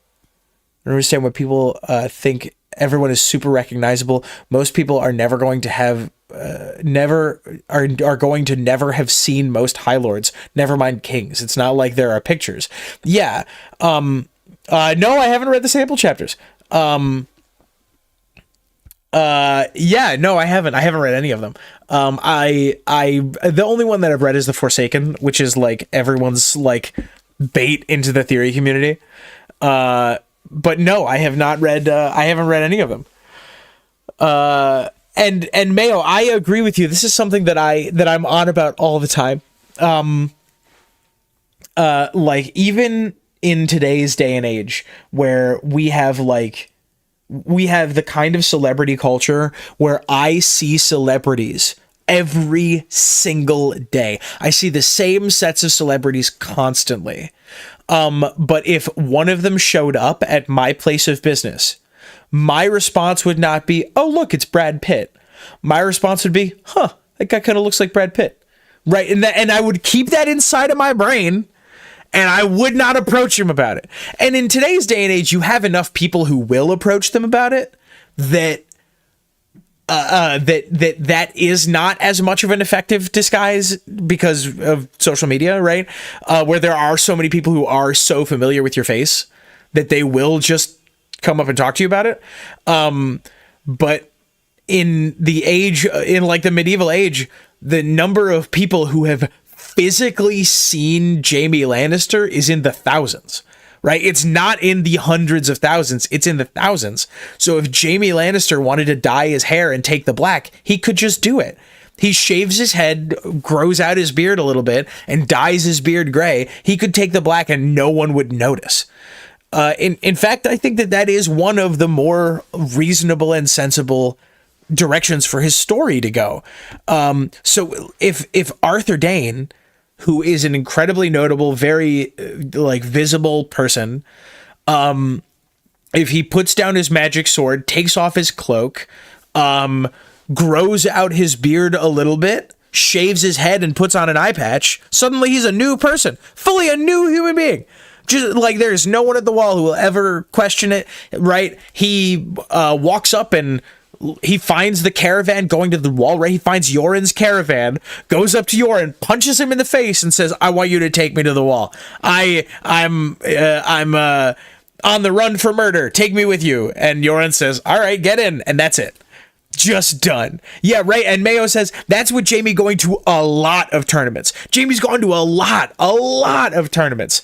The number of people who have physically seen Jaime Lannister is still probably maybe high 5 figures. And like if he Al Dizzle says it is like Tony Hawk syndrome. It's Tony Hawk syndrome. Tony Hawk can walk up to any skate park in the world and go skating, and if he puts on like if he grows out his beard a little bit, right, he could just do that. Right, he puts on a new pair of glasses. He puts on the glasses like those guys from what's the band who does all the fun music videos? Who's the guy in the band who wears the glasses in the band with the fun music videos? Right. Yeah. Kim says, hey, anyone ever tell you look like the sort? Yo, dude, you look kind of like Arthur Dayne. And you're like, Yeah, I get that. Yeah, happens all the time. The Marx Brothers. No, not the Marx Brothers. What's the band that does the fun music videos? They did Obsession and starts out easy, something simple, something sleazy, something inching past the edge of reserve. What is that band? Why can I not remember the name of that band? It's exited my brain. They do the one where they all have umbrellas and they do like pixel art from the sky. Okay, go. Yes, okay, go. It's the no, not Weird Al. If the one of the people in OK Go has a big old pair of glasses. You would shave Jamie Lannister's head, put on a big old pair of glasses, and he's unrecognizable. You want to know how I know? Because I do not have hair. At one time, I did have hair. I was Lannister blonde, hair down past my ear, this like beautiful toss, right? Like I had bouncy, lush blonde hair, blonde hair, blonde like Jamie in season 1, and I did not have a beard, and I dressed incredibly professionally. And I worked with people at the place that the last place that I worked with, which was pre-COVID. Yes, blonde Tom. Tom is a secret Targaryen, right? Listen, the place that I worked at, I worked with those people sometimes 18 hours a day for years, for easily weeks on end. I worked with those individuals for years. And at that time, I started to lose my hair. So I started shaving my head during COVID, and I started growing out my beard during COVID. And I walked out of COVID with a shaved head and a new beard, and I saw those people again after 2 years. Not even Arthur Dane, who's been gone for 20 years. I saw those people for the first time in 2 years, 24 months. I saw those individuals, and they literally did not recognize me. I was next to them for minutes, and then they like did a triple take and looked me in the eyes. Tom? And yeah, it's me. All I did was grow out a beard. If you grow out a beard, you are unrecognizable to people who have never seen you before, to people who haven't seen you in a while, because they had this like bright-eyed kid with a mop of blonde hair. And like, who's the kid from Stranger Things? The main character, not the main character, but like the guy, what's his name? Mike from Stranger Things. Mike from Stranger Things. I had a mop of hair that looked like that was blonde. It was golden. And if you cut off that hair and give me a like a dark beard, I'm a different person. Like, they look at me like, hey, are you related? Like, sometimes, like, if you're really getting it, you be like something. You sometimes like Rhaegar is up at the wall, right? He's at the wall serving his thing at the wall, and someone like who squired for somebody who like one of his knights, like did it to. You're not related to the Targaryens, are you? You kind of look like. You kind of look like Rhaegar. You kind of got his eyes. And he's like, yeah, I get that a lot. I don't know who my dad was, but my dad very well could have been a Targaryen, right? Like I'm from King's Landing, right? I don't know. But I think that people take the efficacy of that kind of simple disguise. They don't take it seriously enough. Because if you I know it's silly, the scene in The Winter Soldier, Captain America 2, I think, where they put on a hat and make out, that actually works. If you put on a hat and look busy, people won't notice you. 4 Tom Blondes. 4 Tom Blondes. 4 Tom Blondes. Thomas, I refuse that information. You're a brunette. Technically speaking, this is still blonde. For the moment, this is still blonde. It's just very dark. Wait, are you suggesting the band's 4 non-blondes might be lying? They are in fact 4 blondes. Mayo says, shave your beard and see how your friends freak out. I've done it. It's crazy. Right? There was a time when I had this beard and it was grown out a little bit wider. It was like a little bit bigger. And I cut it down to this length, but just the goatee, and people lose their goddamn minds. They absolutely flip shit. They're like, you look like a different person. Like, yeah, you look like a different person if you change your face, because it's your face. Any of these characters like Jamie could just say like, yeah, I might be a bastard of Tywin. My name is Lanny Hill. Yes, exactly. Like, I'm pretty sure that Satin is one of Robert Baratheon's kids, and no one's commented on it at all. Satin, if true, the only person. Oh, okay. Here's a cool like counter example, right? Here's like the other side of the argument. The other side of the argument is Brienne, because Brienne instantly recognizes what's his hang on. Gendry. Like clocks Gendry instantly. And does a triple take and is like, "Oh, that guy looks exactly like Renly." But there I think we have found the rub between these two examples, because like someone fully obsessed with George R. R. Martin will clock him in a coffee shop and go talk to him about it. And Brienne, I think, is the one person in the world who a Renly disguise would not work. Maybe we'll see that as a plot device. Like Arya? Arya's in disguises. Like Catelyn. Is Catelyn the one person who an Arya disguise would not work on? Right? Like, Jaime can hide from functionally everyone in the Seven Kingdoms except like Cersei and Tyrion. Cersei and Tyrion, doesn't matter what he does to his face, doesn't matter how he changes, they will see him instantly. Like,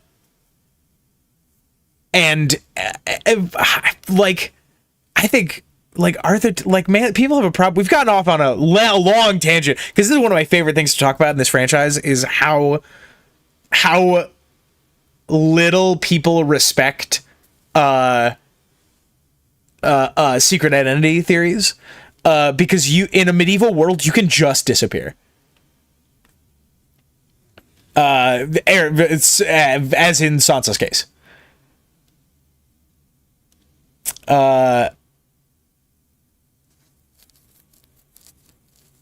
In Diamonds Are Forever, James Bond didn't even need a second person for that kissing disguise. What the hell are you talking about? James Bond kissing self?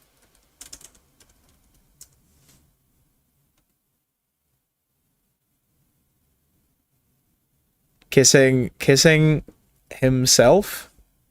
James Bond kissing himself? No, I found some interesting fan art. I don't know what this is in reference to. I have only seen the newest James Bond movies, the newest series, and I haven't seen the last one. If you remove identifiable features, you will look different. Next at 11, water is wet. That's what I'm saying. It's obvious. Once every 3 or 4 years, I shave my beard. I've had friends yell at me. Yes, dude. Should we have a beard channel in the Discord? It's kind of fun. Brienne is a special case, as she has had a crush on Renly for years. Yes, absolutely.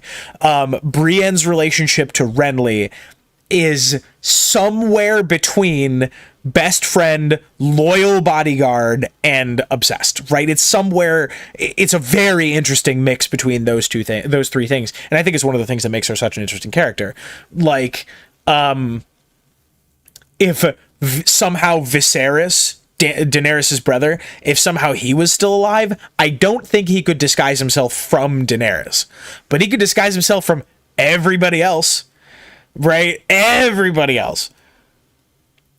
Related to all of this, the girl who gets cut is definitely Myrcella and not Rosamund. Yeah, I don't know how it could be Like, I don't hate it. I really don't. But I don't know how you make it work. Because Aerys Oakheart is there. Aerys Oakheart is there, and it is explicitly called out as being part of the plan. Myrcella says this. Unless... Wait a minute. Hear me out. When was A Feast for Crows written? Feast for Crows release date? Oh, hell yeah. Oh my god, this is a new theory. We're making this a theory for Zach. We're going to play a mini version of the guessing game here on stream. Hold on. Nobody go anywhere. Bonk. Bonk. Yes, hear me out on this. I'm cooking. Docs, new document. We're cooking. We're cooking. It's going to be good. Hang on. Just give me a second. Let me cook. Okay. Feast. I'm going to ignore all of the comments that we've gotten in the last couple of minutes. I'm going to scroll all the way down to the bottom so I can see it update live. A Feast for Crows. Released in 2005.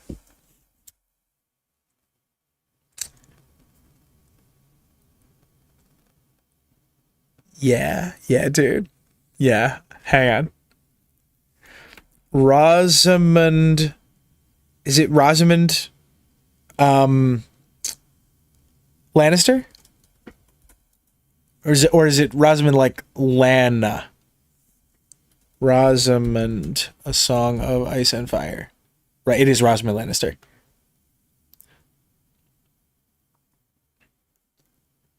Rosamund Lannister is cousin to what's her to Myrcella Baratheon, is shown to look exactly like Myrcella.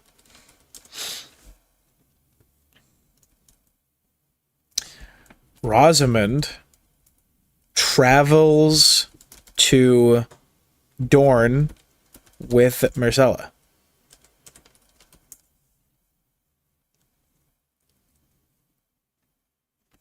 George Martin is a huge fan of sci-fi.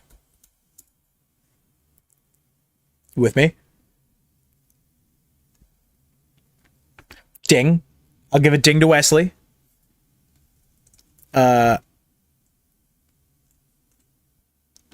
With small exceptions. Exceptions. Very nice.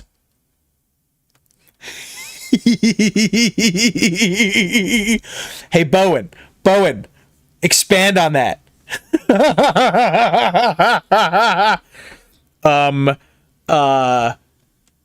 Star Wars Episode 1, The Phantom Menace, came out in 1999.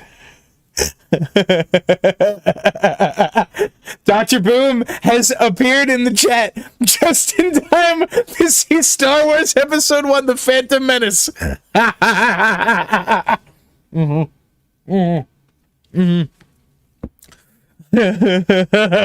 Jesse. Oh crap, I still have to do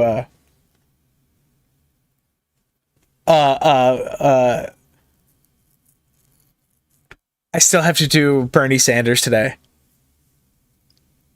I love democracy. Maybe I'm on the wrong film. Thought I remembered him standing beneath the stairs of the float while Tiffany... What the heck? What are you guys talking about?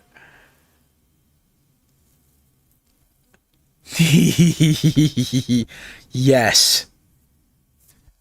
There is precedent Padme Amidala literally never sits the throne as queen. Maybe that's yeah, no, that's true. Yep. Everyone involved in both stories, everyone involved in the story of Padme Amidala thinks that her bodyguard is her. Was Greywater Watch built by Gungans? Misa curious. Padme's bodyguard. Padme's bodyguard dies in a targeted Jar Jar Stark. Darkstar. Oh no, I'm looking over my shoulder and I can't see the rails anymore. Assassination attempt in 2002.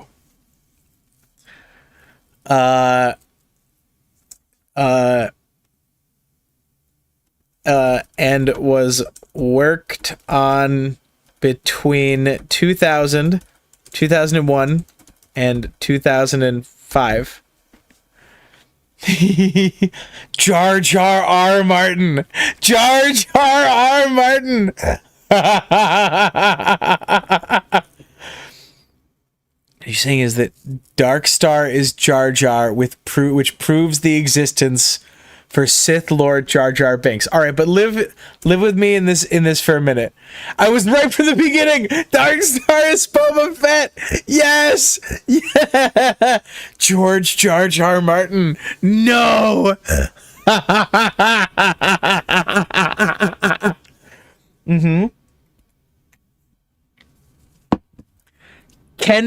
I'm relying on you. There's 46 people in here, and by the way, there has not been 44 likes on the stream. I am relying on you 44 insane people to give me more evidence for this. Can we make, like, the pitch would be that at least from the time that they set sail on the ship, that Myrcella and Rosamund fully switched places. That every time, the entire time they have been in Dorne, the person sitting at feasts with Doran, right? The person in every political meeting, the person playing Syvas with Trystane was Rosamund. That they switched identities completely. Maybe at the recommendation of Tywin, maybe at the yes, okay, yep. There is precedent for full identity swaps in the story of Arya Targaryen. Whose word do we have that they are who they say they are in Dorne? There are no internal monologues. There are no internal monologues for anyone who would know in Dorne except Aerys. Arys. Now the problem is, I think Aerys is known. We'll have ads running in 40 seconds, by the way. Ads running in 40 seconds. I cannot tell you that this is a good time to go and use the restroom, get yourself a beverage. We will not move on without you, ad watchers. We're going to run, I think they max out at 1 minute. We're going to run a couple minutes of ads. This is, I can't tell you that this is a great time to run to the restroom, grab a snack. Can't tell you that. Absolutely cannot. Mayo says, "Where's Marcella then? Do we have anyone who could be Marcella?"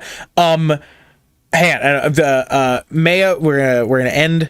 Hang on. Mayo says, "Who's Marcella then?" Hi everybody. Hello. You wonderful YouTube Prime members or whatever. Welcome to the party. We're just gonna chill for like 30 seconds while we wait for everybody else to get back. How are you guys doing? Everybody doing okay?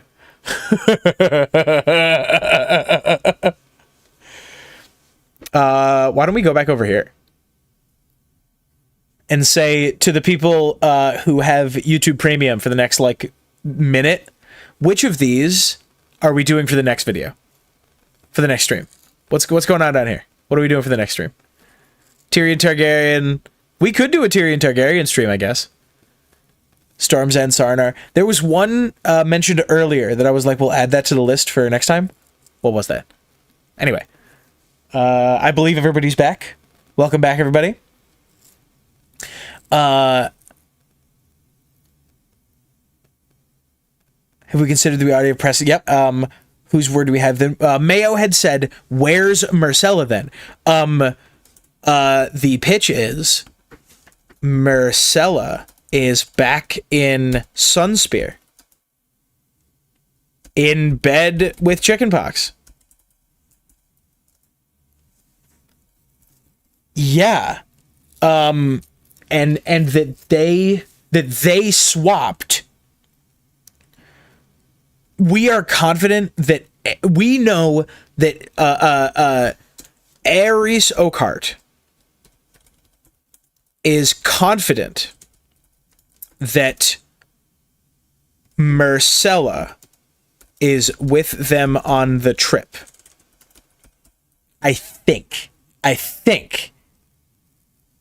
Because this is not a plot that I read very often.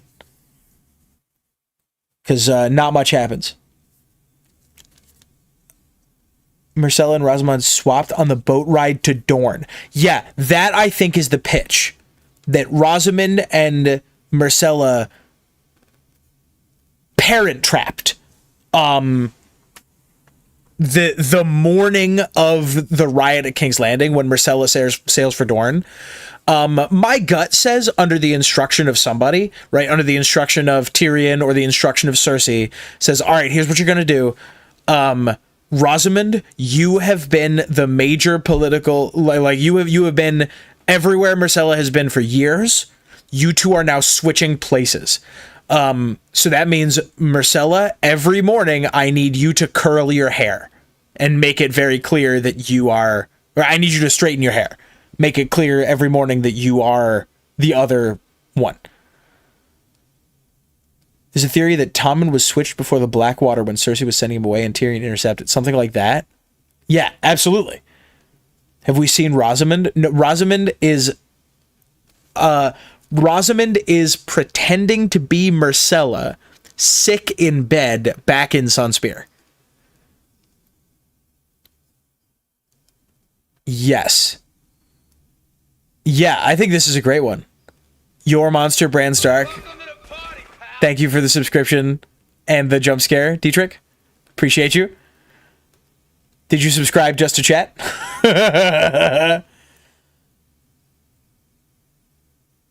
Bowen Webster.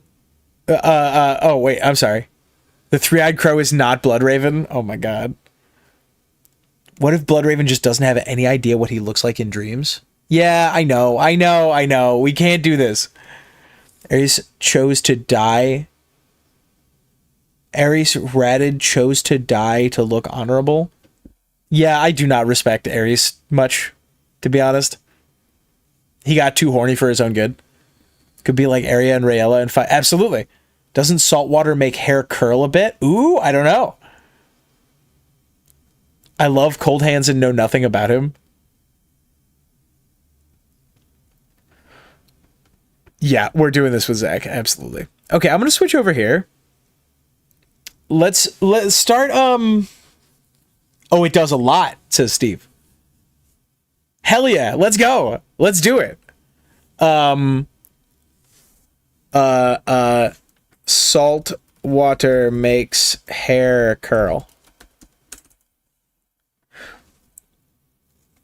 Tell me what we're doing in the next one. What are we doing next video? What are we doing next stream? Hand beyond the wall. Do we want to talk about like a song for Leah? Do we want to do Catelyn Stark character analysis? Do we want to do Tom writes Leprechaun for president? Something I've been threatening to do for weeks, months even. Like there are saltwater sprays that are sold specifically to get that beach hair curl. Oh, maybe what causes the wall to fall? Ooh, okay. Do we want to do the ethics of Tuvix from Star Trek? Do you want to do Tom talks about his favorite anime? Are the water gardens as creepy as I think they are? I don't know. I don't know. They're certainly creepy from my perspective. But I would like making Dorne that kind of character, I think sucks for him. I'm not saying it's like I'm not saying that I disrespect the take, but I really don't like it. Do you want to do Tom talks about Fourth Ring? Do you guys want to talk about the Horny Dragon books? Do you guys want to talk about the Horny Dragon books? Hang on, give me 1 second. I gotta go over here. We're gonna how to do a Bernie impression. Videos. Okay, hang on. It's gonna be me listed. Just give me 1 second. Yep. This is Eric Harton from 10 years ago. This is a impression the first training. thing I noticed is the senator from Vermont is not from Vermont. He's from Brooklyn. So he starts with that Brooklyn accent. Brooklyn. Right, you start with a Brooklyn accent is what they're saying, all right? You start with a Larry David impression. And it wasn't fair. It wasn't fair. So you start with a Brooklyn accent. It's not fair. Right, it's not fair, all these things you're doing. But it's not from the front of the mouth like this. It's from the back of the mouth. It's from the back of the mouth. Hang on, I gotta take this off. Gotta take this off because it's hard to hear. These are noise-canceling headphones. It's a little hard to hear to get the accent really down. It's like a Novocaine shot to your upper lip. He's saying it's like a Novocaine shot to your upper lip. There isn't any upper lip at all. You talk through the bottom of your mouth. Told you to do my Brooklyn last time, says Wesley. That's what you get. Larry David and Bernie Sanders are cousins. Is that true? Like this, and then you add the hand gestures. You know, he's all over the place. Hi, Anderson. Anderson Cooper does not understand what's happening. This is a tough one. I'm not sure I can do this, guys. I'm not sure I can do a good the 1% of the 1%. I'm not sure I can do a Bernie Sanders.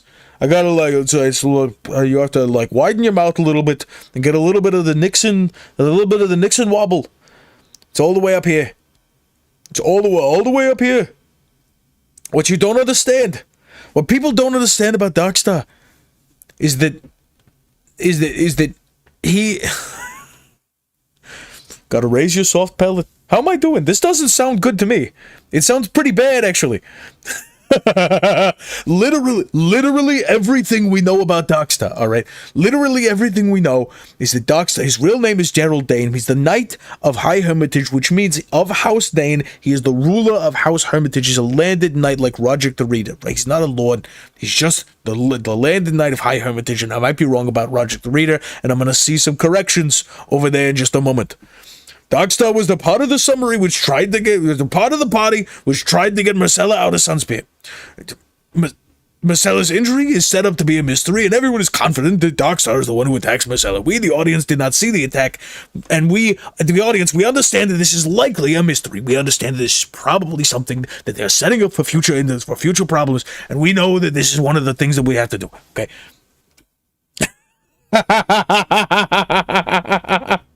There were points you were doing good, but I think you lost it. The audience are told that he's cold and cruel. Okay. All right, what am I reading? Someone give me recommendations. What am I reading in Bernie Sanders' voice? I kind of want to do the Broken Man speech. Where's the Broken Man speech?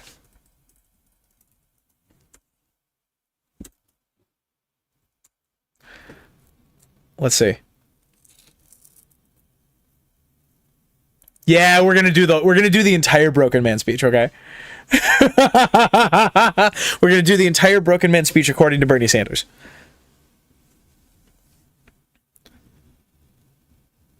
I'm sorry, the Broken Man speech is available on Apple Music?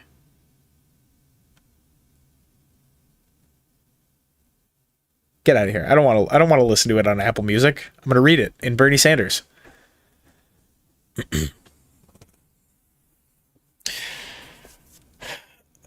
I like Bernie Sanders as the High Sparrow. Bernie would read the prologue to a Game of Thrones. Ooh. How long is that fight scene? That's kind. No, we're gonna do the Broken Man speech. We'll come back to that one another time. But in the meantime, all right. So that's what we're doing now. Now everybody, suggest what we're doing next video. All right, we're gonna do start a poll. What is the topic of next stream?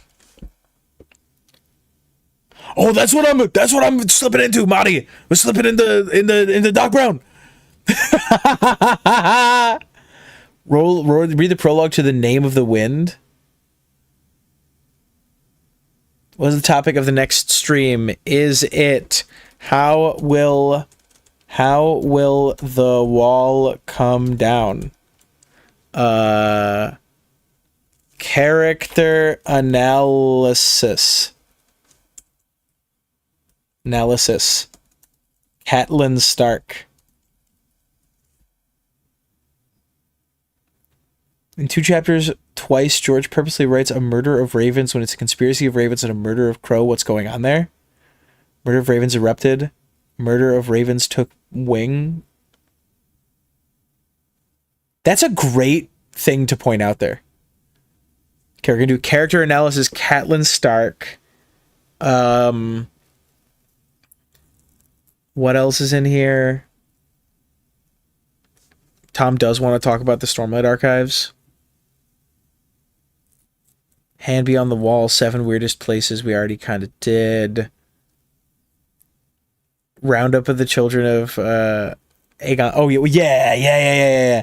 Oh, no, we should do Hot D lore stream.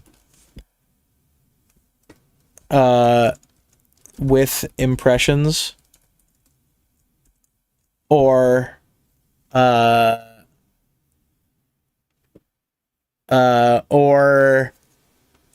Tom gets work done. Okay, there you go. There you go, everybody. 47 people watching. Unbelievable. All right, everyone. Here we go. The 1% of the 1%. Sir, my lady, is a broken man an outlaw? More or less, Rhiann answered.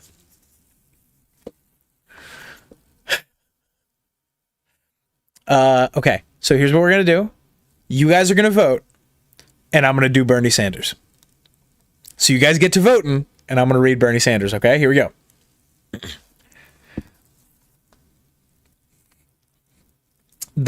The voting is done when I finish the Broken Man speech. I don't remember how long it is. It could be a little while.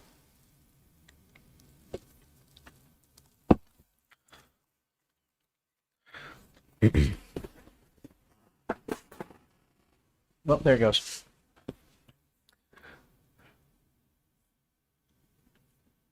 The 1% of the one. Septon Maribald disagreed. More or less than more. There are many sorts of outlaws, just as there are many sorts of birds. A sandpiper and a sea eagle both have wings, but they are not the same. The singers love to sing of good men forced to go outside the law to fight some wicked lord, but most outlaws are like this ravening hound than they are the lightning lord. They are evil men driven by greed, soured by malice, despising the gods and caring only for themselves.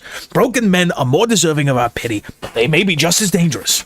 Almost all are common-born, simple folk who have never been more than a mile from the house where they were born until one day a lord comes around to take them off to war. Poorly shod and poorly clad, they march away with his banners, oft times no better arms than a sickle or a sharpened hoe or a maul they made themselves by lashing a stone to a stick with strips of hide. Brothers march with brothers, sons with fathers, friends with friends. They've heard the songs and the stories, so off they go with eager hearts, dreaming of the wonders they'll see, of the wealth and glory they'll win. War seems a fine adventure, the greatest most of them will ever know. And then they get a taste of battle. For some, that one taste is enough. It's enough to break them. Others go on for years until they lose count of all the battles they've fought in. But even a man who has survived 100 fights can break in his 101st. Brothers watch their brothers die. Fathers lose their sons. Together they see their friends trying to hold their entrails in after they've been gutting by their ex. They see the lord who led them down there cut down, and some other lord shouts that they're his now. They take a wound, and when that's still half healed, they take another. There's never enough to eat. The shoes fall to pieces from all the marching, and their clothes are torn and rotting, and half of them are shitting in their breeches from drinking bad water.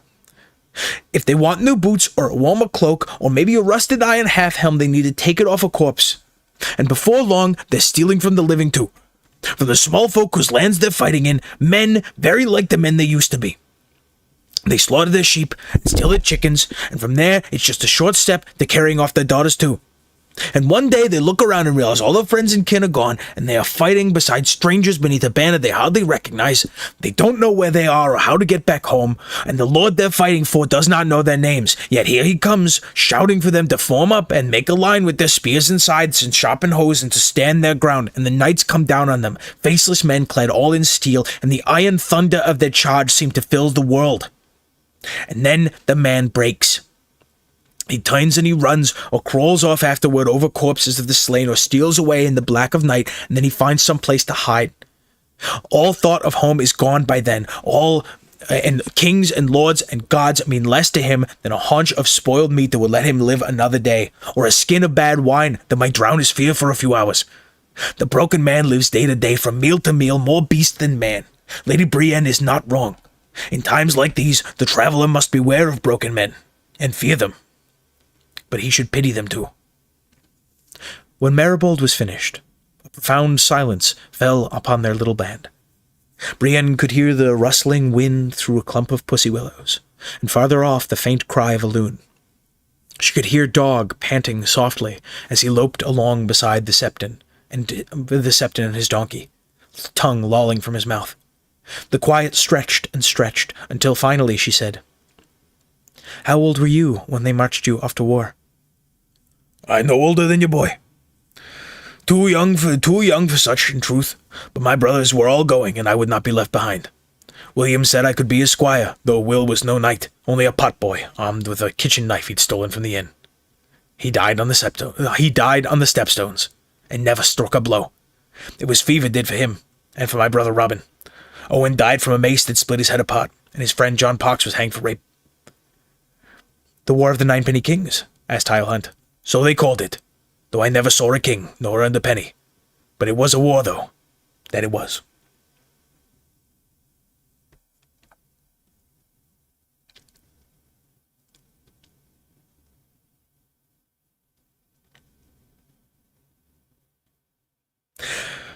I feel that I did not do justice to the best thing in the series.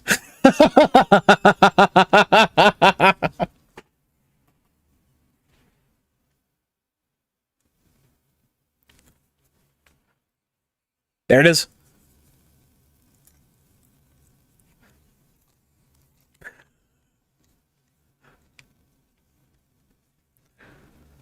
By straw poll, who here did not... Taco says you're still going. Absolutely. I just did the Broken Man speech as read by Bernie Sanders.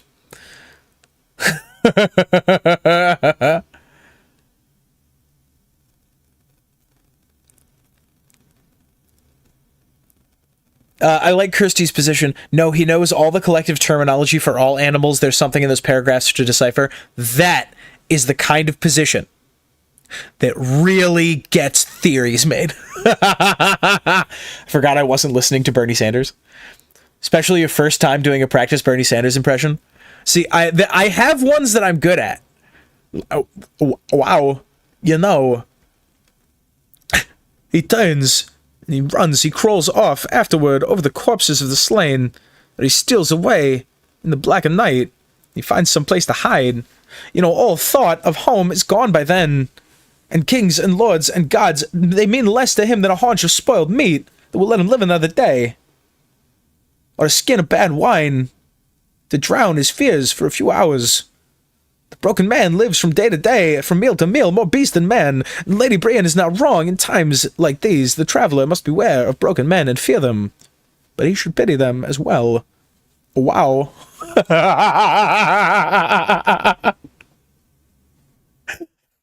Wait, are you telling me that you might be a worse actor than Ian McShane? I'm not admitting to that publicly.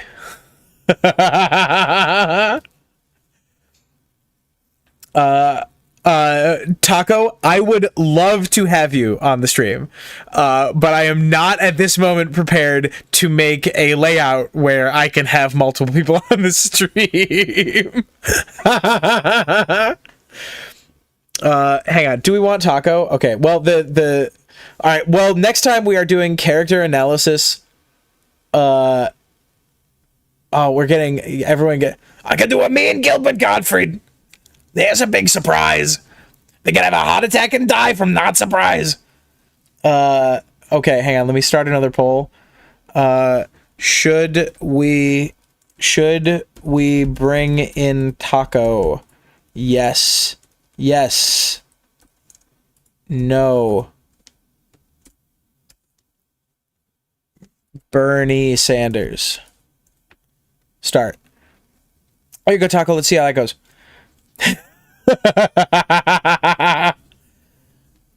Oh, the broken man speech as Gromit from Wallace and Gromit. The broken man speech as Gromit from Wallace and Gromit. What the heck? How does Wallace?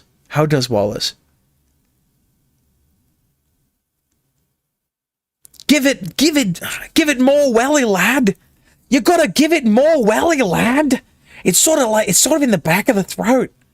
Oh no, it's slipping Australian. I can't hold on to it. Hang on, let me find some, hang on, first I should probably go to Discord and then get Taco.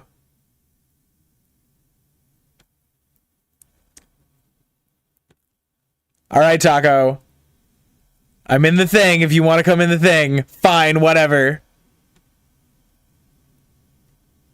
But you're going to be audio only.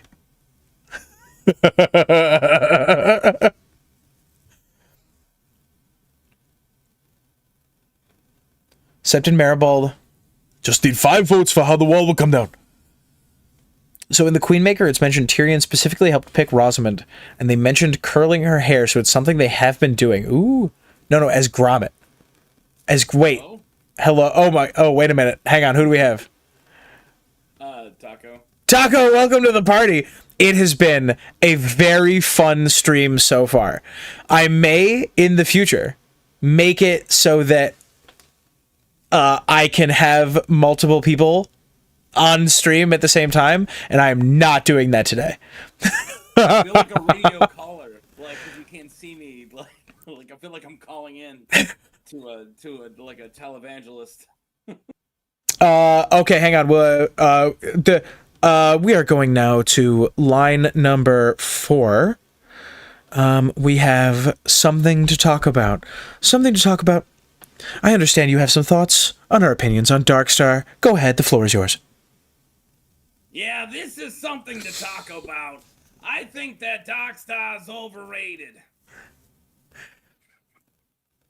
Oh, that's it. That's the end of the bit. We're doing it. Gilbert Gottfried thinks Darkstar's overrated. I don't have the broken man speech ready. I can look it up really fast. Which book? It's in Feast. It's in Feast, but it's also. Hang on. I'm DMing it to you. Hang on. I got you covered. No, I got my. I got it. Don't you worry. I got you covered. I got you. I already sent it to you. It's literally already in your inbox. You helpful piece of.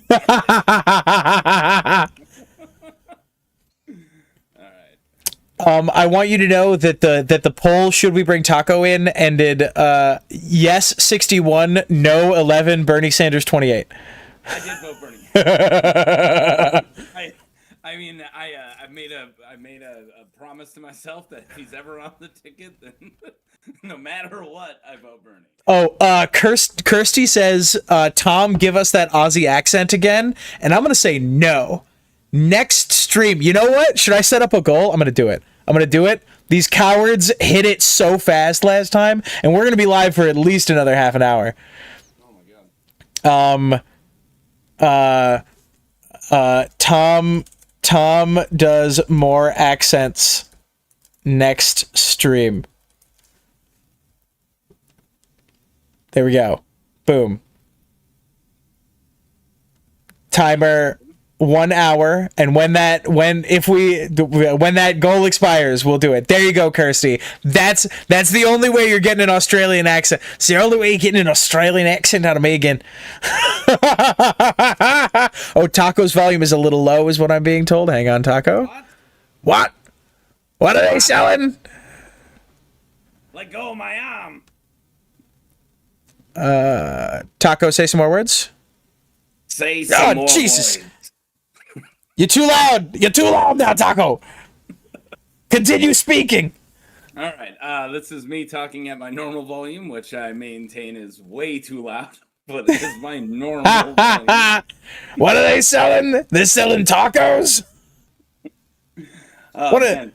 of the problems, Kirsty, is that first off, one of the problems is that I have a lot of trouble distinguishing between Australian and New Zealand when I'm doing accents. One of the second problems is that I play a lot of Dungeons and Dragons, and I dungeon master a lot of Dungeons and Dragons. And here's the problem with doing that: is you need to find as many distinct voices as you physically can, and one of the thing that means that you get really, really good at memorizing every English language primary accent. I usually stick to different when I DM. I stick to different American accents. Like I have a region where they're nothing but Southern. I have a region where they're like Brooklyn and Boston accents. Oh, I find maybe I'm just it's the David Reed's fan in me, but I love the idea of mixing as much American into fantasy as possible. I think it's very fun. Dude, I agree, but yeah. I can't. Oh no, we have donations. Thank you very much, Kim. For a Kiwi accent. Kim says, how much for a Kiwi accent? I'm gonna say $2. I could read The Broken Man as David Reed's Brienne. I think I could. Hey, we just did the whole Broken Man. Do you want to do like your favorite paragraph, and then we'll do more? Well, I could. Well, I don't know which one I want to go. I could also do it as In Deep Geek. I've been working on that one for a long time. I was working on my Buffalo Bill, but I don't know how great that one is. Let's I don't know if we want to do accents of like real people we know. Buffalo. No, I don't know Buffalo Bill. He's a fictional serial killer. I don't know In Deep Geek either. I haven't met him yet. But my gosh! I love my In Deep Geek. Oh my god! Like In Deep Geek is not a coworker, but he's like a coworker of a coworker. He works at the other factory. Yeah. We're in the we got the same gig, but we only run into each other at the picnic, and he won't talk to me. David reads A Song of Ice and Fire's Brienne of Brooklyn is peak. Oh, definitely drifting New Zealand. And yeah, Taco, I agree with you wholeheartedly, right? Like you have a fair number of Southern accents, right? You got your upper class like House of Cards Atlanta, right? That you have that's always in your back pocket. You got your Kentucky that you can slip into whenever you want. You got your Ted Lasso that you can slip into whenever you want. Well, that's just better than a Nevada barbecue sauce. However, you run out of those. I run out of those so fast. I need hundreds of characters. I don't know where it would be from, honestly. I think he was from Carolina, but there was an old coworker of mine named Barry, but he was toothless hillbilly. Literally 0 teeth. I've seen him eat a steak. It just takes a long time. Thank you for your He didn't like wearing false teeth. But anyways, he just added. He had that up here like this, but he had it done in front of everything. But like I done ate that steak like that. So I like adding done, and especially if he finished a job, he wouldn't say I did it. He would say I done it. I done it. So, I done did it. Done it. I done did it already. Oh my gosh. A friend of the show, Duke. Fun. I was playing Minecraft with friend of the show, Duke, once, and I had one of the funniest moments I've ever had in the English language, where I was saying, we are on top of a pillar. We need to no longer be on top of a pillar. And I said, we need to get up on off of here. we need to, I believe I said, we need to get up on down off of here. That's good. Which contains 4 directions. You just read the best part too, because you just did he turns and runs off. No, I did the whole thing. I just went back and did the other one. Yeah. Well, I'm thinking of like the bet, like, because I can't just say one paragraph's better than the other. Like they're all so good. Oh my gosh. Mayo says Tom as David Attenborough doing places in A Song of Ice and Fire. Thoughts? I mean, how's your David Attenborough? Okay, hang on. It's the Holy Isle of Lang is one of the most remarkable places. Not bad. Yeah, known for its strange creatures and stranger culture. There's something in there. That's not bad. That's not bad. Yeah, I don't have a lot of those. I think I got more accents other days, but right now, like, I definitely don't know if I could commit to some of the other ones. I'm more workshopping. Let's go over here right to hang on. Okay, so we got to scroll down. I have welcome Taco. I don't know if you're watching the stream, but this is my stream document. We're gonna have one that is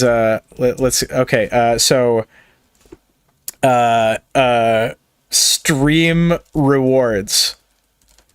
Number 1, accents. What accents can Taco do? What accent?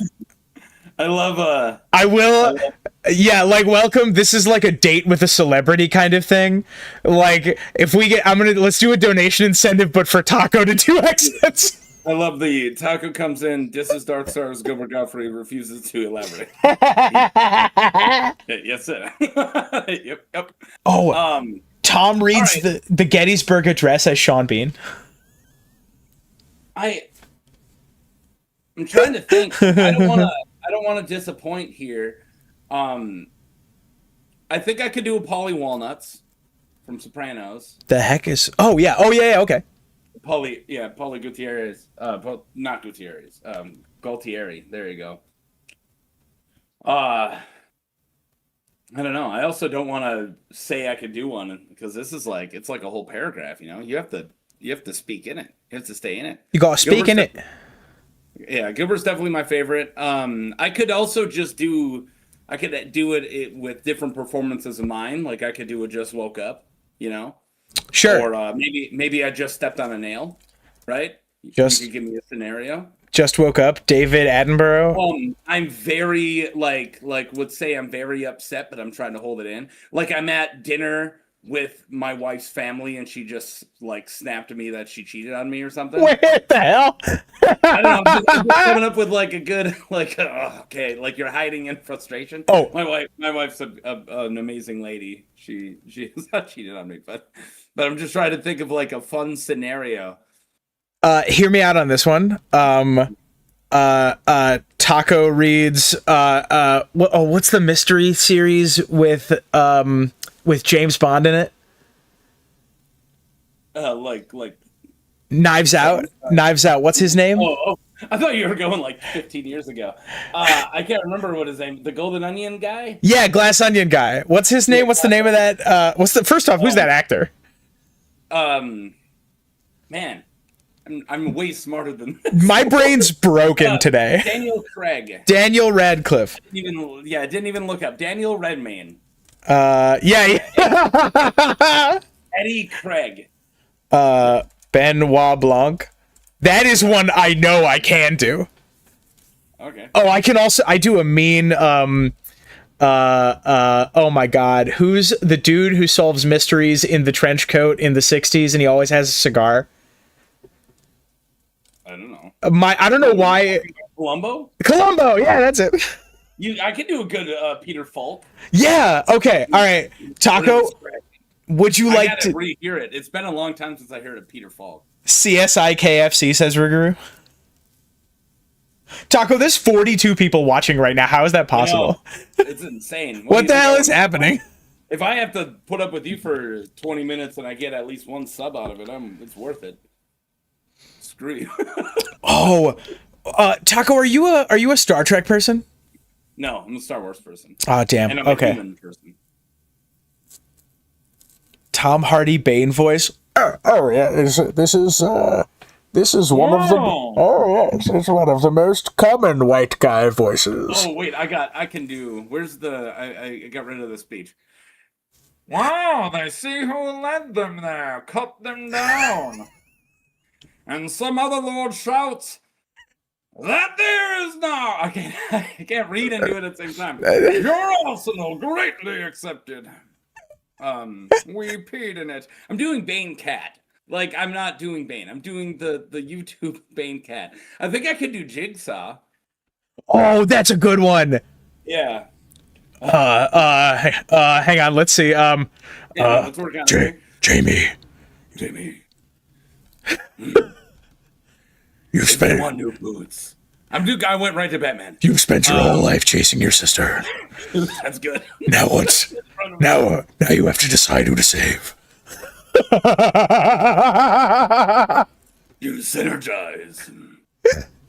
If they want new boots or a warmer cloak, you must maybe a rusted iron half-helm.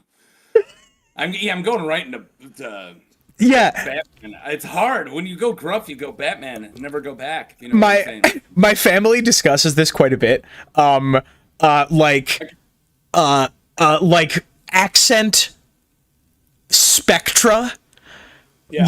Like Bane and I'm sorry, it's very clear to me that Jigsaw and Batman are right next to each other on the same spectrum. Jigsaw and Batman. I didn't know that until now. I could probably do one of the Bob or Doug McKenzie from Great White North. If you want? Oh, go ham. Let's do it. All right, cool. All right, I gotta find a good jumping off point here. Take off, you hoser. Okay, so for some, that is one taste is good enough to break them. Others, they go for years until they lose count or, they take off all the battles that they've been in. And but even a man who survived 100 battles can break his 101st. You hold his head. All right, so you take this mouse, you put it in the bottle, and there you go. You get free beer. Brothers watch brothers die. Fathers, they lose their sons. They see their friends trying to hold their entrails in after they've been gutted by Malarchuk's skate. So just sit back there and grab some corn, and it's it's broken man time. Yeah, it's you crack open a Molson, and then they lords and I don't think Canadians ever had a mimosa. Lords are worth less to them than some poutine to get them through the night or a Molson to get them to the morning. Maybe I could cold zero practice, try to do like a Chris Farley. Oh, I can't. Zero cold. Zero. Oh, I can't hear Chris Farley. I'm excited about this. All right. Holy freaking gourd! If they got new boots or a warmer cloak, maybe it's rusted hat. I'm going right into Randy Savage. Yeah, I was gonna say. This is wrestling. Yeah. Oh yeah, brother. Right into Cape Crusader. They say the Lord who led there gets cut down, and some of the other lords shout that they're his You now. could have seen my physicality. It would have been a better control. Yeah. Doing the arm movements, but just the audio, I went right into bone size. Bone saw is ready. All right, let's God. bring the energy down. What else we got in here? I haven't showed you my In Deep Geek. Viewership is going up. Good. Welcome. When Marbrand was finished, a profound silence fell upon the band. Brienne could hear the wind rustling through a clump of pussy willows, and further off, a faint cry of a loon. She could hear Dog panting softly, and as he lopped beyond side. See, if I could read it, would be a lot better. Beside Septim and his donkey, tongue lolling from his mouth.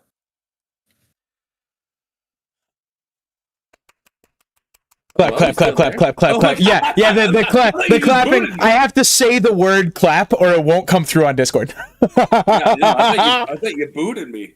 I was like, that's it. It sucked. D. Wenning says I had to drop for a work call. Can you go back about 75 minutes and do that again? Yeah. Don't worry, nothing's happened. Welcome to In Deep Geek. What else do I have? What else is in the Did I tell you I got like a really angry comment when I opened a video as Robert from In Deep Geek, and the guy like got so offended on behalf of Robert, like that's not cool. Blah blah blah. I'm like, I didn't say anything. I just said, "Welcome to something to talk about. This is Robert." That's all I did. I did open my the patch. The first produced video I've made in a long time was the patch face video, and I did like everyone in the comments clocked it as a an Alt Shift X reference. Oh yeah, no totes. I could hear it. I watched that thing. It opens with early. in the Game of Thrones books. Yeah, there's definitely a shift cadence. Okay, I could do a Swifty. hang on. Before we do, I want to discuss what are they called? I want to discuss accent spectrums just one more time. I got another one for you. Okay, I have long theorized that the Joker, okay, Heath Ledger's Joker. Stick with me. Heath Ledger's Joker is on the same spectrum as Owen Wilson, who is on the same spectrum as Jennifer Tilly. Oh my god. No, just Right? So you start look up Jennifer Tilly pictures. right, so you start and it, which is also on the same spectrum as hang on, I need a note. Okay, hang on. Here we go. Hang on. I can see the Owen to Tilly, but I can't see the Joker to Owen. Trust me. Let me cook, all right? It goes the Joker, then Owen Wilson, and then who's the friend from Legally Blonde who bend and snaps? What's her name? I don't remember. Okay. I haven't seen Legally Blonde since Jennifer Coolidge. Yes, Jennifer Coolidge. Jennifer Coolidge, right? And then Jennifer Tilly. This is the same spectrum. Jennifer Coolidge and the Tilly, that's easy. I see that. These are all the same impression. Okay, you ready? Yep. Start in the middle. Start with Owen Wilson. You go, wow, Loki, you're a bad friend. Then you bring it up to, I'm taking the dog, dumbass. And then you bring it up to I'm Jennifer. Oh dang it! I'm having trouble with the. Help me with the Jennifer Tilly. It's been a while since I've seen the Chucky movies. I don't know if I could do a Tilly voice to save my life. Okay, we'll come back to Jennifer Tilly. All right, but you start like a launch off. Jennifer Coolidge. I'm taking the dog, dumbass. Right? Then you bring it down to wow, Loki. Wow, you're a bad friend. It looks the same as the rest of the town. Wow, Mater, don't you want to hang out? And then you bring it down. I'm a dog chasing cars. I don't know what I'd do with one if I got one. You just add a little bit of Nixon, and then right underneath that is the Nixon. Right? You just stretch it out a little bit more, and then you got Richard Nixon. That's pretty. All right. I'm looking up Tilly now, so I can. This is all the same impression, and you just stretch it out. You stretch it out a hair. So Tilly's definitely more breathy. Like I don't like you have to hit the high note while you exhale a lot. Like I'm a natural brunette. I can't do it. But hang on, let's see if I can get her. What's her name? Tiffany and Tiffany and Chucky in the Chucky movies. Did you know that Rennifer Longwater's grandpa is John Waters, who you might know as the pencil mustache, very inappropriate director? But did you know, tying it to Jennifer Tilly, he was killed by Chucky in a Chucky movie? You're telling me that yes. Wait, hang on. Rennifer Longwater. You're telling me that Longwater Jennifer Tilly is the son of the dude who played bass in Pink Floyd? No, what I'm trying to tell you is that Jennifer Longwaters, who's sister to Rennifer Tilly, is actually great-grand stepsons with John Waters. Hold the scotch. You're telling me that Roger Waters is from Scotland? No. No, you're not even listening. You never yes and me, Taco. This is why I don't invite you on the podcast. No, bullshit. I'm a yes and master. No. It was just really funny to not yes and me. No, I am so good at throwing the ball. Don't you ever dare me. Oh, God, I am the best at throwing the ball. You're telling me a shrimp fried this rice? Okay, all right. Are you telling me that this shrimp is both jumbo and shrimp? Are you telling me that this is an entire country fried inside the steak? Are you telling me the entire country fried this steak? Yeah.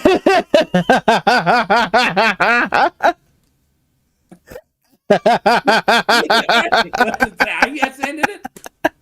I stuck with the fried. Oh my food. God, I'm gonna cry. Oh my God.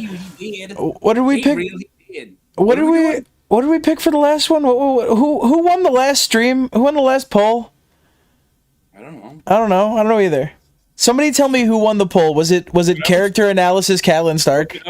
Not safe for work, freaking Jennifer Tilly pictures. What do you think I was doing? You wanna Taco? Do you want to join? You want to check out my list of non A Song of Ice and Fire stream ideas? Sure. Okay. All right. So this is all I have. They get longer every day. Are you telling me a chicken fried this steak? Okay. So we did Darkstar today. And we established that Darkstar is Tom's least favorite obsession in the fandom. I hate Darkstar. I think he's. My opinion is he's fine as a character. He just hasn't done anything yet. So you want to know my point of view of this? And then I'll tell you why the same point of view is why I'm starting to hate Cregan Stark. Yes, Taco, this is what I want so we can talk about this other thing instead of the thing I was going to go talk about. Yes, that's what I want. Yes, and? Yes, Taco. Yes, that's what I want. Go. Yes. I did it. I did the thing. Go.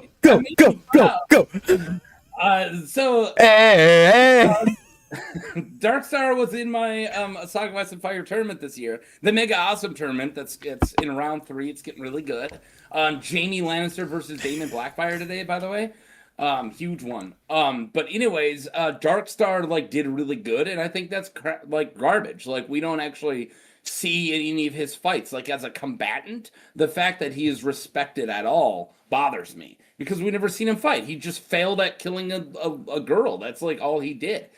And on the same wavelength, Cregan Stark made it all the way to round 3, and he had to lose. He beat Brienne, which I think is bullcrap. The way, that's some bullshit, dude. Crap. No, bullcrap. No, Brienne is top 20, dude. Yes, and if you give a Targaryen or a Stark her fighting like feats, like the fights that she has survived, if you give that to a Targaryen, they're gonna be like considered one of the top 2 or 3. Yeah. Like she has done more than like Maekar, who everyone loves, Baelor Breakspear, who everybody loves. Like she has way more than any of those Targaryens. But anyways, so Cregan, the only thing he has is Aemon the Dragonite said he's never met a finer fighter, right? When did he say that? Can you tell me where those words, without looking it up, can you tell me where we got that evidence that Aemon the Dragonite said Cregan Stark was the finest swordsman he ever came against? Do you know where that came from? I'm gonna guess in one of the like George ancillary things where he's like talking about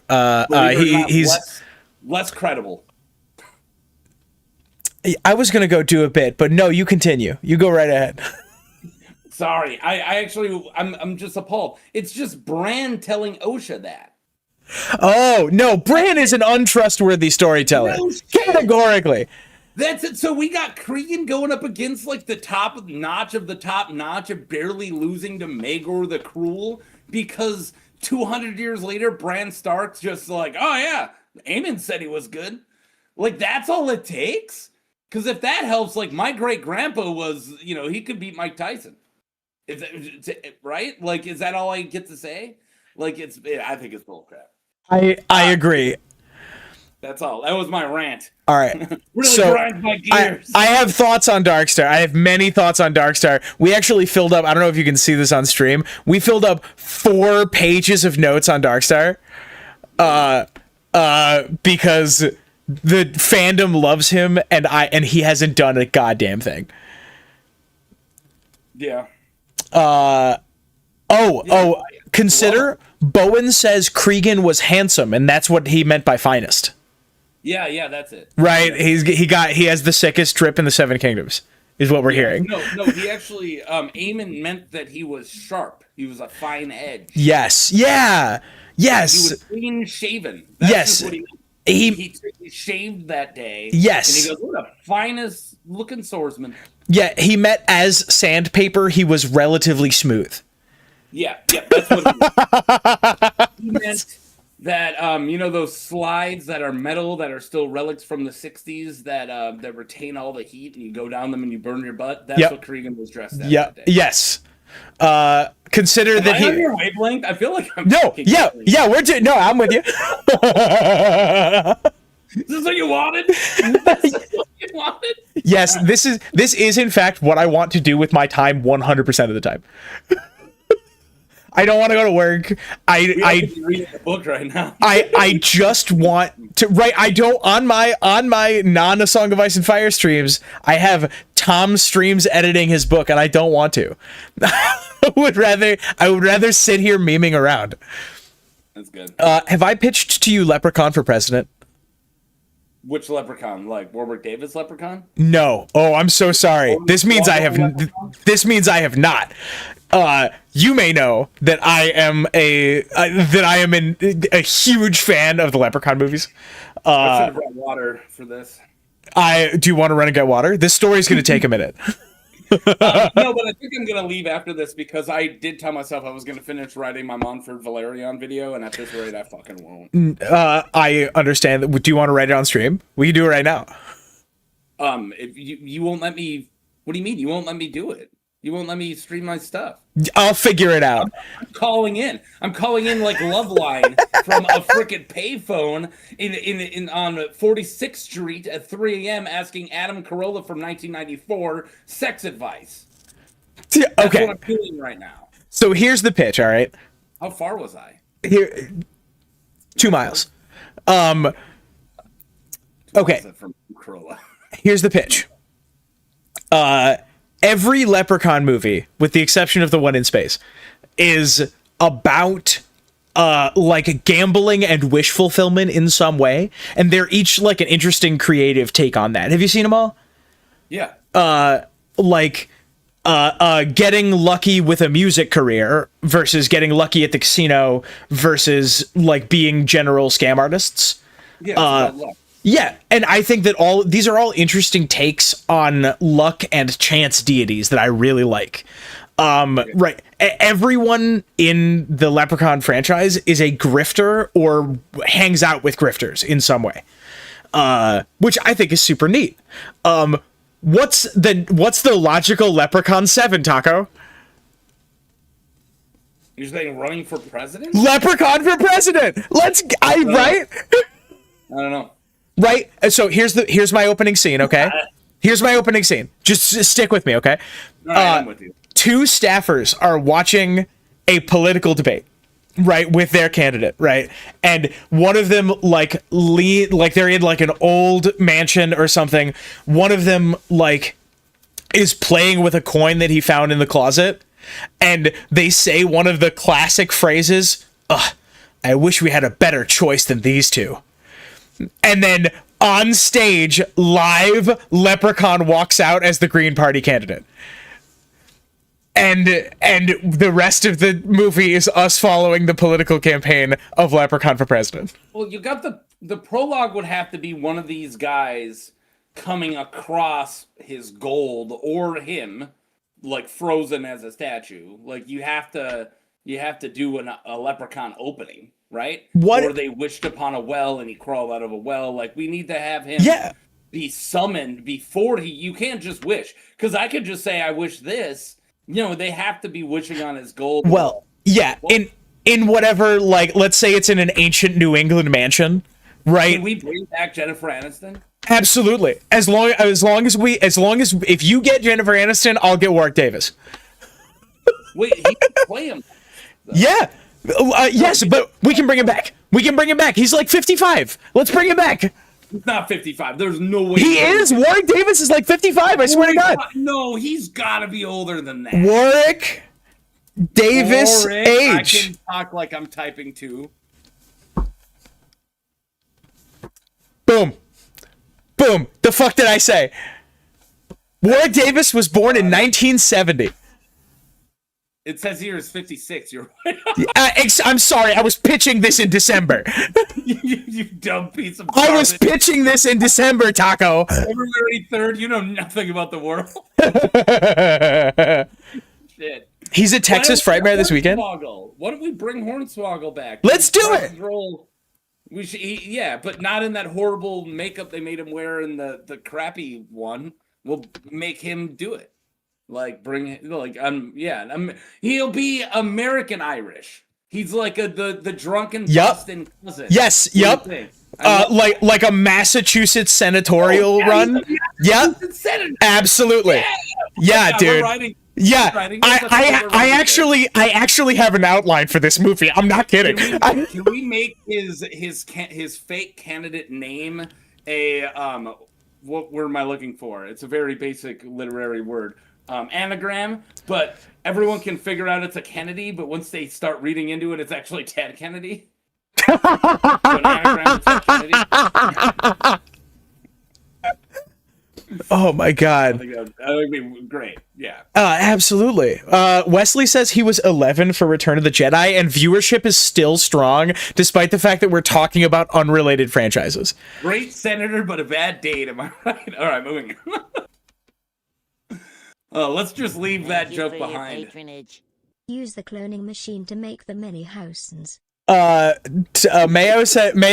donated and said use the cloning machine to make the mini Housens. What's a mini Housen? Yes, the mini Housens. What's a mini Housen? The mini Danhausen, right? Who I brought up on your stream, the wrestler who curses people. I can explain. I wish you could see me because I'm so excited right now. Oh my God! We'll get you a TV spot. We'll get you a camera spot on the next one. All right. Well, my cameo was just for audio voice. No. So on SmackDown, right before Backlash, he needs to find a tag team partner. Danhausen does, and he has a booth, and he's trying to get people to sign up, but nobody signs up. Right? And then The Miz shows up with Kit Wilson, right? And Kit Wilson goes, oh, if you want to find a tag team partner, and then he shows him a mirror, and he goes, you, like as a joke, like no one wants to tag with you. But then he gets an idea, like, oh, that means I should just clone myself. And then, I'm not kidding, look this clip up. When he runs by the camera, he makes a car noise sound, and it kills me because he exits out the wrong side. So he has to cross in front of the camera. So he does it by running, going like that. That's such a good noise. It's so good. And I've watched it like 15 times crying. And then he goes to his clone machine. He starts working on it. So then the box comes out and everyone's like, oh, it's going to be CM Punk or it's going to be this. But no, it's a Minihausen. It's actually a famous little person luchador comes out dressed as Minihausen. And the dude just cleans house. He's an amazing wrestler, this tiny little luchador, Minihausen, and then Kit Wilson grabs him and throws a back in a box, but then the box starts back up, and then 4 more Minihausens come out and beat the crap out of them. Watch it. Backlash. Okay, I think I found a screenshot at least. Yeah. Weirdly, this feels kind of George Martin-y. It's amazing. It's amazing. I love it. I love everything about right, it. this feels a little Game of Thronesy. Does that make sense? Kind of. Yeah. Yeah, so you're saying is Bran's going to hook himself up to the weirwood tree, and then 4 little Brans are going to come out and they're going to eat Bloodraven. I love it. I love it so much. I got my mind on cannibalism because I finished writing my cannibalism live stream for Wednesday. By the way, Tom has completely agreed to doing it, and I'm not gaslighting him online right now. Yes. I'm not gaslighting him live. He said he's going to do it. Oh, he's gonna I'm going to do it. I'm going to do it, and I'm going to derail the whole thing. He agreed to it, and he said he's going to get Alt Swift X to join. I don't know why Taco keeps inviting me back. I am so good at not talking about the topic. I don't know. I think you do good. Oh, my God. I think, I don't know. Maybe I let my sexual attraction towards you overlook how annoying you are. Is that a compliment? Damn. It's fucking brutal. The most backhanded backhand. I let how much I enjoy your personality inform how pretty I think you are, Taco. Yeah, there you go. See, you're getting You it. piece of shit, and you just went down you went down a full letter grade. You fucking garbage. Piece of garbage. Oh my god. Thoughts on the following. Stop talking about your movie idea. Joaquin Phoenix is about to make this movie. Somebody will steal it. Taco, do you want to be a producer on Leprechaun for President? Yeah. Cool. Love it. Yeah, it's go. I've wanted to make a horror movie. I've wanted to make a horror movie like my entire adult life. I've made a couple. Never mind. I can't make that joke. I realize it's really hard to make movies. So one of the novels that I really want to write is a horror novel, and it's just based around like 4 or 5 really brutal set pieces, and on like where I used to camp when I was a kid, and then bike ride through a couple times. I've had a couple ideas. I think I'm gonna do it this summer. I think I'm gonna start writing it. Hell yeah, dude. Well, I gave up on my fantasy novel. I made it like 28 chapters in, but then I set it down, and now like I have to read 28 chapters to remember what I wrote, and I don't want to. It's really, really hard to come back when you've put After something down. 28, Yeah. that much too. Yeah. And the outline was 75 chapters. So. Like I've really been enjoying these daytime streams because they've been giving me a reason to do things that I need to do. And I actually do think I don't know. I don't care if people see the outline of my book. I need to fucking edit it, and either I'm going to edit it on stream or I'm not going to edit it. I mean, whatever motivates you. Yeah. I was going to say, I only asked if I could join because you turned me down the last time, or I'm going to gaslight you again the last couple times. And I thought you were going to say no. And then when you did a poll and you got convinced by your audience that I'm actually a good idea to hang out with, instead of just treating me the way you do, I got on. So thank you for your audience. I don't know why Taco pretends I'm mean to him. It's really funny to me. I don't know why Taco pretends I'm mean to We're him. so nice to each other. I just thought it would be fun to just start pretending that you're really mean to me. I thought it would be really funny. The interesting nerd club is you're gaslighting me now. built to be accepting and joyous and celebrate the things that we like about each other. And I ban people all the time for being the person you say I am. You're emotionally manipulating me right now. You know what, Taco? I'm kicking you from the stream. Oh my god! Can I start talking about how cute you are first? No. That's a privilege you have to earn. I have to earn the right to. Yes, you do. Yes. And I'm toxic. That's toxic. That's so toxic. Like, hey, go do dishes, and then you can say I'm cute. No, that's horrible. Yes, yeah. You earn the right to do things for me when you do things for me, Taco. Right. Everyone's on my side right now. I know it. Oh, Jeremy's got the title of the movie, Leprechaun 2028.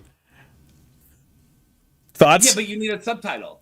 Leprechaun 2028, The Green Party, or Ghost Green, or Green Blood. Who's his running mate? How do you feel about Jill Stein? No, I hate Jill Stein. I mean. No, let's bring. You're not supposed to root for Leprechaun, I think. Bill Weld. Remember Bill Weld? Bill Weld. I don't remember Bill Weld. Let me look up Bill Weld. Gary Johnson. And he tried to primary Trump in 2020. Former Assistant Attorney General. Yeah, dude. Bill Weld. I like him. Will I am Weld. Just I like the cut of his jib, Just got a good old face. Welcome to Tom and Taco talk about whatever they want. Fuck you. God, it's our show. You have 3 alliterations. I think we could do more. Tom and Taco talk. What's a noun? Hang on, let me go over here and talk and find the Talk things trash. that Tom and Taco talk trash. Tom and Taco talk trash to the tune of Terry Crews. Ooh.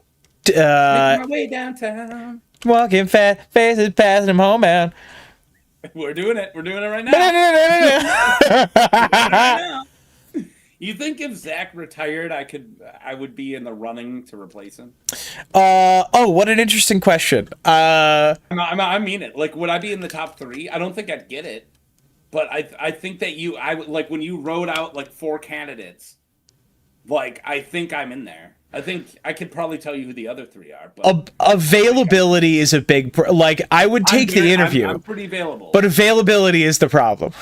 Well, I have a very rigid schedule, but it's in stone for a year. I can be this is it. You could literally work around it. H. Will says Mira's busy.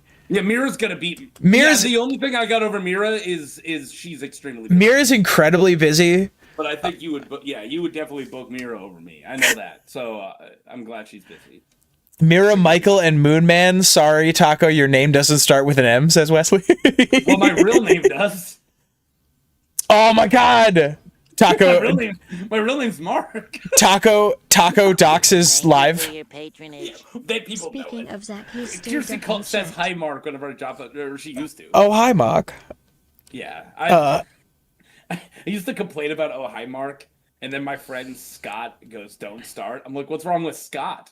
And he goes, "Dude, I had Scotty doesn't know and Scotty don't." And I'm like, "Oh yeah, dude, Scotty no." That was a rough time for Scots. Scotty. Scotty doesn't know. Scotty doesn't know. I wish he had a girlfriend named Fiona. I think I do know that entire song by heart. I'm pretty close. Yeah. Probably, Matt Damon's best part. What do you think of Tom desperately needs to talk about One Piece? I won't be your co-host for that. Why not? I'll be your now hang on here, Taco. Hang on here. If you want to come on and talk about shit I don't understand, I will. When did I do that? We did a 9-minute wrestling sidebar. This stream we did that, Taco. We did that this stream. You came on my stream, grabbed the 4 stream, minutes ago. and sprinted away on a 9-minute wrestling sidebar. No. It was from the live chat. The live chat mentioned it, and I was explaining to you what it was. I cannot be blamed for giving you context to your own fans. And Taco, I support you. I support the little guy. I support you talking about things that make you happy. That's what this show's about. And god damn it, I want to talk about the fishman politics in One Piece, and nobody wants to talk with me about it. Nobody wants to talk about the fishman politics, Taco. Nobody wants to fucking talk about Fishman Island with me. I want to talk about Vanderdecken. I want to talk about fucking Jimbei. Nobody wants to talk about fishman politics with me, and it's bullshit. I agree. Yeah. I'm on your side. God. Oh my god, I'm gonna cry. Septum Marable disagree. No less than more. There are many souls of justice. Did I get you? Yeah. Oh my god. Am I not coming through the pop filter? The noise filter doesn't hear me laugh a lot of the time. No, I heard it all. A sandpaper and sea eagle both have wings. I said sandpaper, not Piper. The fact I can't read epic helps. God. Oh my god. What the hell are we doing? Welcome. Ooh. That's my issue. Welcome to a cock-abridged. I forgot he named it that. Yeah. A Clash of Kings, a cock-abridged. He needs to finish a cock-abridged, dude. What? He's been going for dude, if you go back to the beginning of his abridged series, they're on season 3 of Game of Thrones. Yeah. He's back a long way, dude. Yeah. And he's like, we're gonna finish this all before the show does, and then it's the show ends and he's chapter 5. You spend all your streams. You're getting it. You spend all your streams showing Glidus interesting and enjoyable puzzles, enjoyable conversation topics. But now you have to talk about something that isn't Game of Thrones. Wait, no, I'm gonna give you the line. Okay. And then you read it. Okay, I'm ready. Oh, okay, yeah, am I getting messaged? Hang on. Yes. Okay. I can't type that fast. Sorry. No, it's okay. This is a running bit.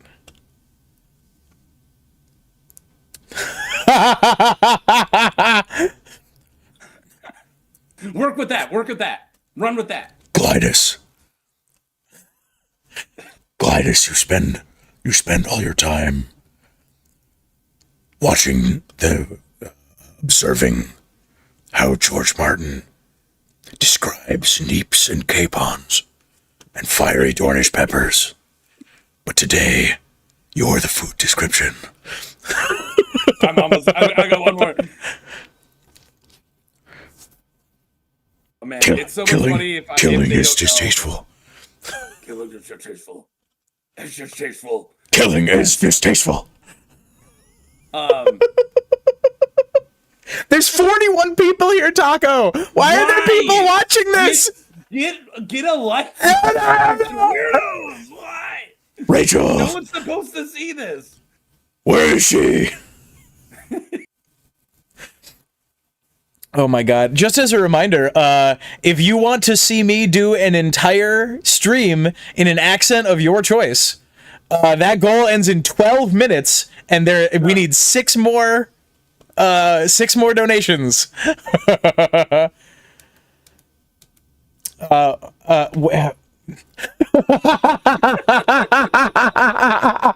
Dude. Remember, I don't kill anyone. I give them a chance to save themselves. Your best friend, Alt Swift-X, has been submerged in a fray pie. And he's slowly being cooked. You must eat the entirety of the Winds of Winter before time runs out. Or he will be no better off than Rhaegar Frey. We're gonna synergize and work as a team. Yeah. You criticize the writing on Game of Thrones. Let's see how dramatic you can make this. Remember, Dude, I'm glad I'm not on screen because I'm beat red. I am dying right now. themes are for 8th grade book reports. What? Let's see if you can find meaning in your own life. You must write an 8th grade book report. And then eat it. Yes, Ingrid. Yes, you have to. You must come up with a theme. Write an entire 8th grade book report before Martha gets home. What did he say, Martha?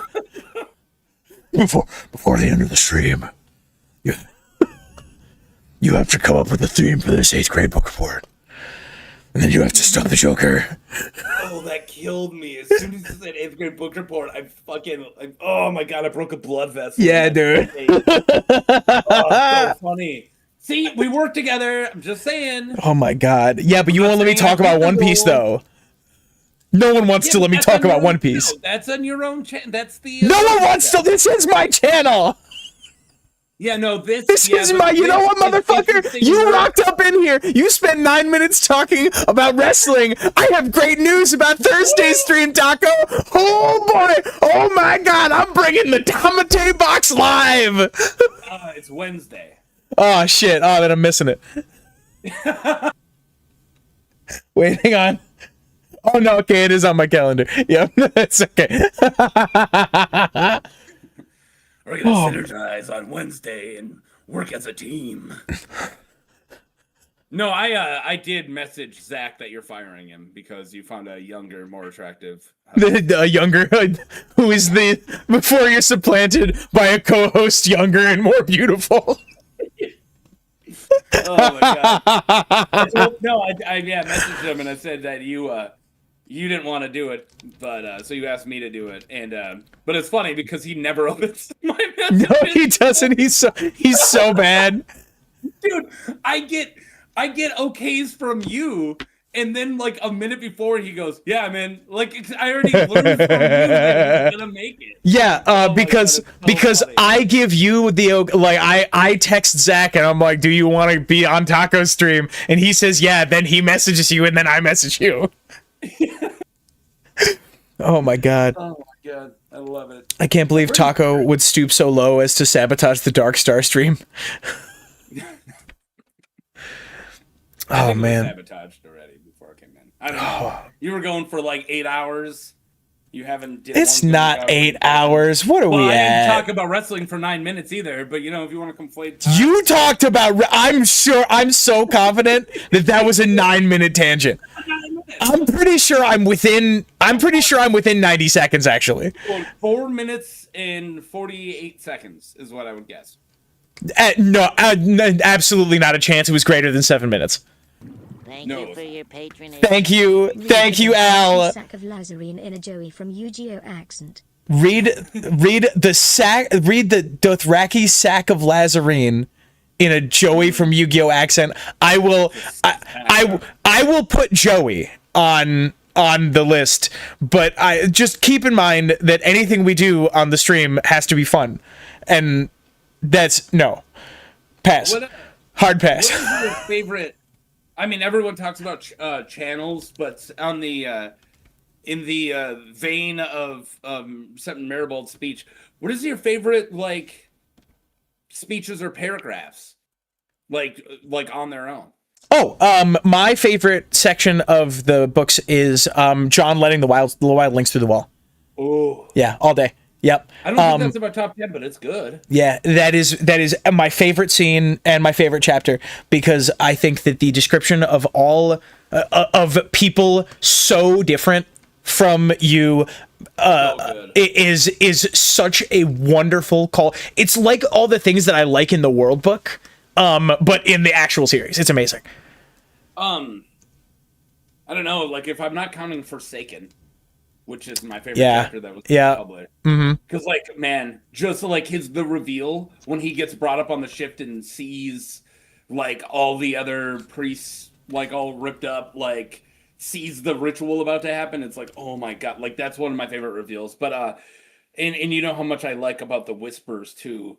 But, I don't know. Oh, the Whispers is good.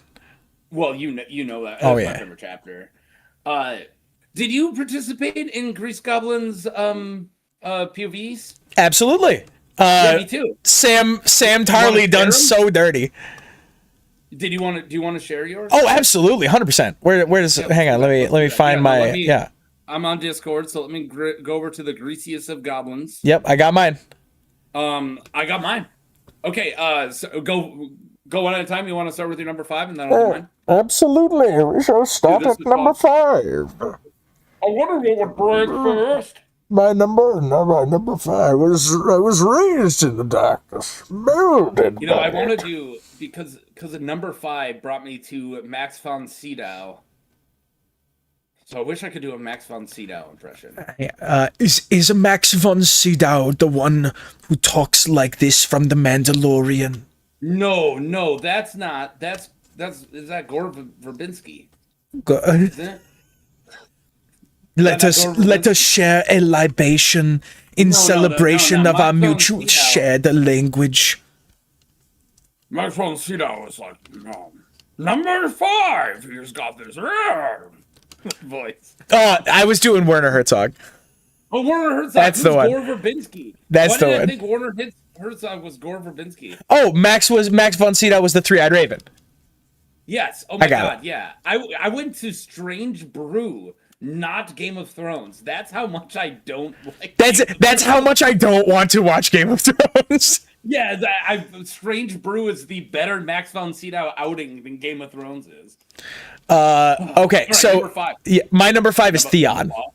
Oh my god, mine too. Yeah, let's go. Yeah, Theon Reek. Yeah, Theon Reek. Incredibly respectable. Oh my god. Number 4. Sam. Okay, I got Jamie.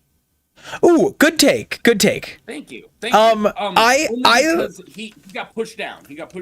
Jamie is not in my top 5.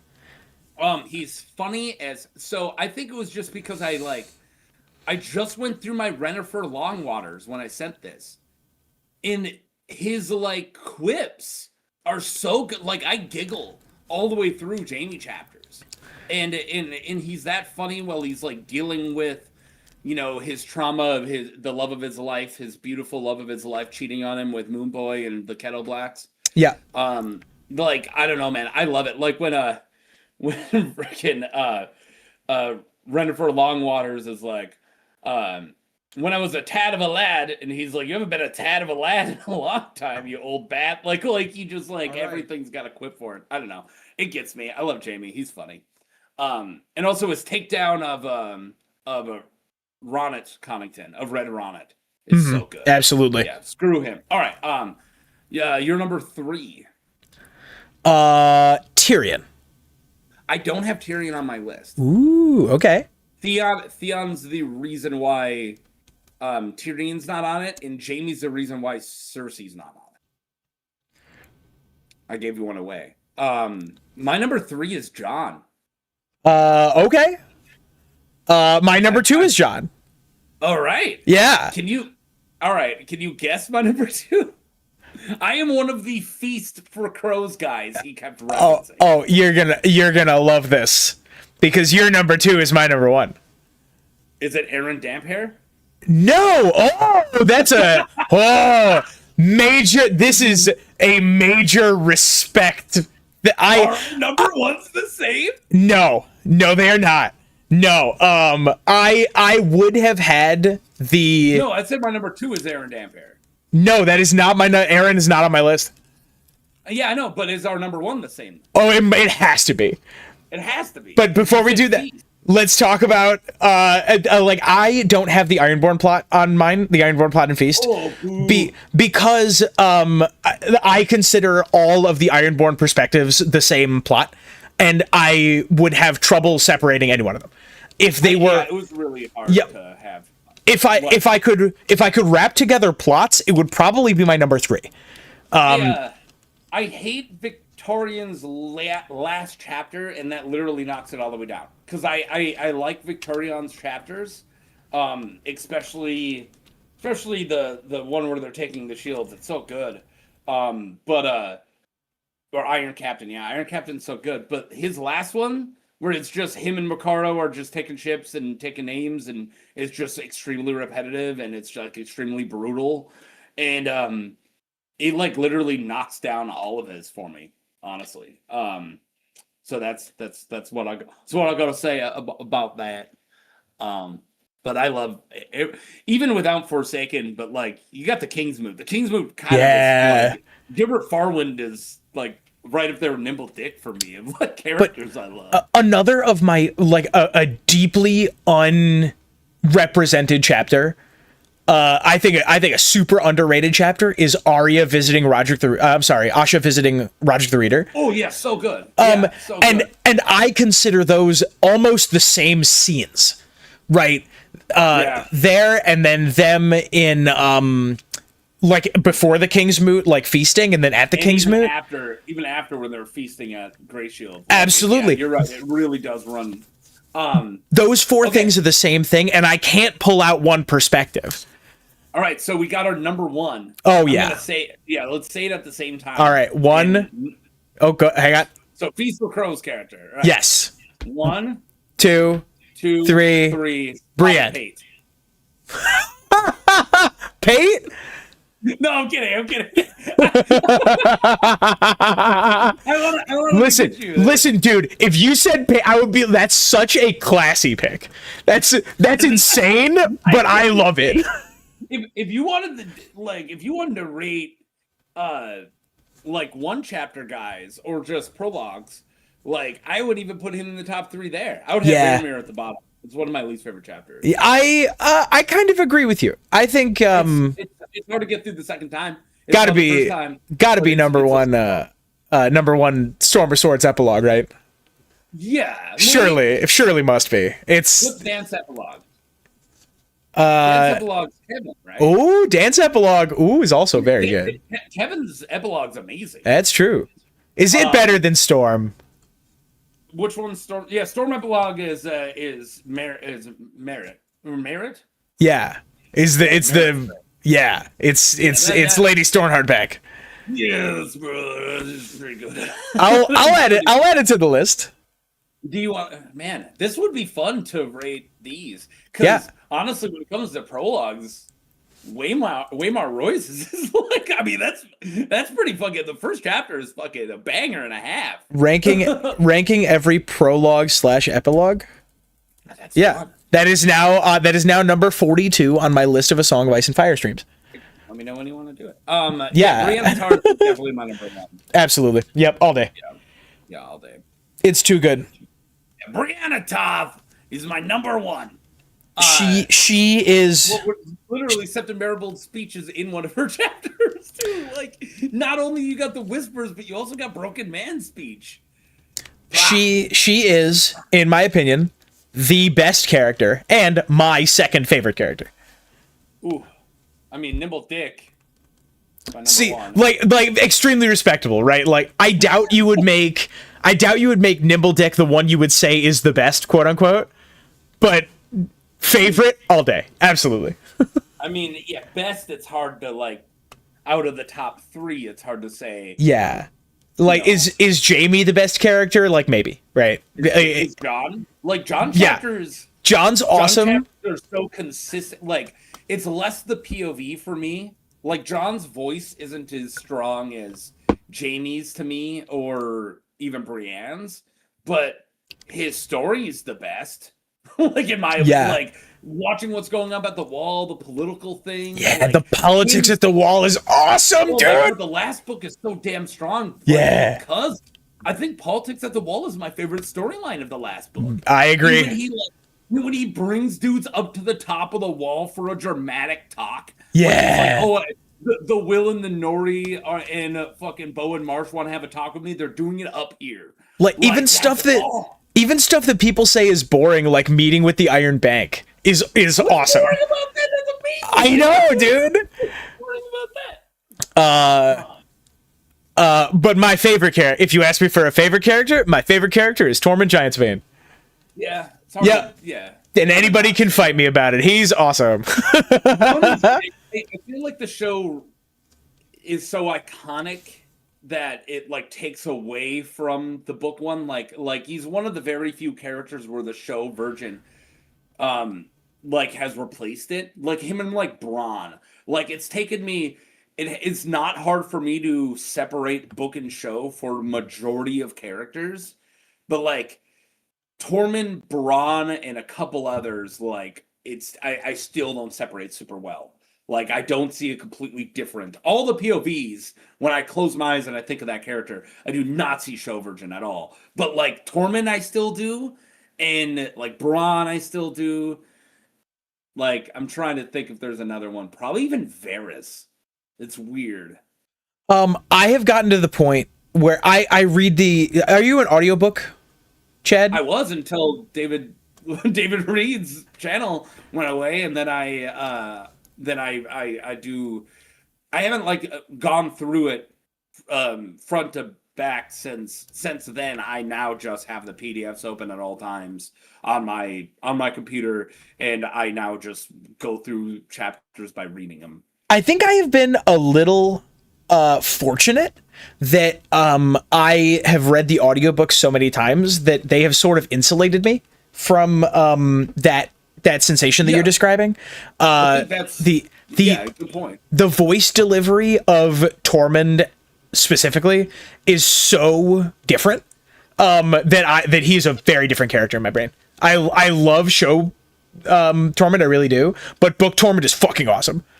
No, you're not wrong. And that's probably why probably because of David Reed's I used to mock his choices, and now I think they're inspired, like after years of listening to them. But like New England Brienne has replaced Brienne for me, or Long Island Brienne. Like I think of that, and then and even like when I do like my Nimble Dick impression, I do a version of David Reed's as Nimble Dick. Like his voice is synonymous for a lot of these characters for me. Which is really funny. Thank you for reminding me. I added another thing to the accent board, which is Stephen King, Maine. Oh, Stephen King, Maine. Yeah. No, go watch out for that, Rob. Absolutely. You know, that's we got a lot of crazy stuff happens in the Northeast. That, Rob. Absolutely. I got we here in Derry, Maine, where we have great leaves. We have a fantastic dairy industry, but all we're remembered for is the killer clowns. Who's the actor who played Judd? It's Eddie Munster. What's his name? I do not know. I have such a crush on him. What a respectable take. Oh my god. My cousin Vinny as the judge. He is like handsome as hell as like this like commanding the room judge. Like next time wear something made of cloth. Like I don't know, you just just kills. Oh, I haven't seen My Cousin Vinny. Oh, get on it, buddy. I'll get on it. I'll get on it. It's a once a year movie for me. I'll get on it when you watch One Piece. Well, one's a 90-minute movie that won multiple Oscars, and one's thousands and thousands of episodes of a TV show that I have to decide if I watch subbed or dubbed, and if I watch it subbed, that means that I have to only watch that, and I can't look away from the screen because I'm poor at reading. It's a hard thing. I hate to actually, and it really this really does make me sound like an asshole. Technically, it is not yet plural thousands. It is only 1,200. You can stick that round up your ass. Yeah, it's on One Piece. It's only 1,184 episodes. How much older is it than my daughter? When did it start? I want to say 99. 99? Yeah. Bro, it can drink, dude. Yeah, correct. It can drunk. Absolutely. People treat it like... people treat it like many independent. People treat it like one show. I recommend treating it like, because if it came out today, it would be like One Piece. It would be like Star Trek, where there's a bunch of different Star Trek series, and you could watch each arc as its own series and get fulfillment. And I kind of wish that it was framed like that. Unfortunately, it's not. It's all just One Piece. But you can say skip OG and go right to new generation. Absolutely, you could say, like, if you really want to watch the Kirk and Spock stuff, it's good. I like it. But the stuff you want to watch is you can start on Impel Down or start on Water 7. So 300 episodes in, it gets good. That's what I was told. No, that's not true. 300 episodes in, it becomes the best television show ever made. Okay. Well, yes. That's the sentence. That is why I haven't watched it. And this, Because like, I understand. Yeah, you just have to get through to 300 episodes, Yes. and it's really good. But I'm like, well, fuck that. I don't think you do. Just like with Star Trek, you can start, like, there are clearly definable start points. Like, they aren't listed as their own series, but if you start at the series titled Water 7, you will get all of the context you need and get... Kind of like, okay. And it's like Doctor Who. Like, no one's... Yes, yep, exactly. Like, you can, and you'll have a great time. A lot of it you can't even find. Yes, but it's really intimidating to start from there. Whereas Water 7 plus Enies Lobby, right? It's like they're two right next to each other, and they make up one series, quote unquote. And they are like 150 episodes, and 150 anime episodes is much easier to. That's an easier sell for sure. Well, I'm gonna leave. Just Thank God. I wanted to jump in bug you for a minute and then get back to writing, and now I realize that I'm like literally hurting myself by not continuing to get on writing. Everyone tell Taco to get over there and write. I'm standing in front of it. I'm staring at it. Tell Taco to start his own live stream and write on the live stream. After burning statues of the Seven on the shore of Dragonstone, Stannis holds a war council atop the stone drum. When Davos arrived at the stone drum, a dozen highborn knights and a great bannermen were just leaving. Lord Seldegar and Velaryon each give him a curt nod and walk on while the others ignored him utterly. But Sir Axel Florent stopped for a word. Which character am I writing? Did I already say it earlier? I'm sorry. I ADHD'd out a little bit and was reading chat. Okay. Well, all right. I knew. I was so confident that it was a safe place for me to check out and read chat for 15 seconds. If I describe this character that I have, can you guess it? Maybe. Remember that I leave out the house. Okay. Leave out the Dr. House. Yeah, well, leave out the Dr. Cox. Leave out the Courtney Cox. Leave out the friends. Leave out the Cox. This character is handsome with long fair hair. He sometimes wears sea green with a white gold, whatever his sigil is, brooch. He favors aggressive maneuvers in warfare. The low-born Sir Davos Seaworth believes that this highborn would never confide in him. So this is someone in Stannis's court. Ostentatious, I'm going to say, I can't remember which floor. There's an Axel and another Florent who sounds a lot like Axel. So but the one that I'm looking for, the one I'm guessing, is the one who gets roasted. Wrong and wrong. Damn. This would be Montford Valerion. Oh shit! Was I correct that they are in Stannis' court? Absolutely. Okay. Absolutely, Stannis' court. Yeah. I even said Axel Florent in the first thing that you didn't listen to. Damn. One Piece starts good. Because I said Gets Lord greater Seldegar and time. Valarian Episode each gave him a 31 curt nod gets amazing. and walked on Water while 7, others ignored him. But Axel episode Florent stopped for a 229. word. We have some One Piece from Mayo that I am going to read briefly. No, this one's for you. One Piece starts good, which is true. It gets great at Arlong Park, which is 31 episodes in, and gets amazing at Water 7, episode 229. Yes, so it is not true to say it gets good 300 episodes in. But the reason that every One Piece fan says it is their favorite thing in the world starts at 229. Well, you are calling Chris Campbell from my work a liar. Well, please also keep in mind that many One Piece fans are delusional. Oh, I thought you were going to say there's a lot of Chris Campbells in here. There's a lot of I'm sure that Chris Campbell has said that, and I'm sure that Chris Campbell believes it, but Chris Campbell is wrong, and you can start at the beginning of Water 7, or you can start in the middle and you'll be fine. All right. Well, the trouble is when you get done, right, you're going to start in the middle and go to the end. And then when you get to the end, you're going to be like, fuck, I want more One Piece. Then you're going to go back to the beginning. Floating in a barrel. All right. Thank you, Taco. Everyone go subscribe to Taco right now. Yeah. Also, thank you for go subscribe to Taco.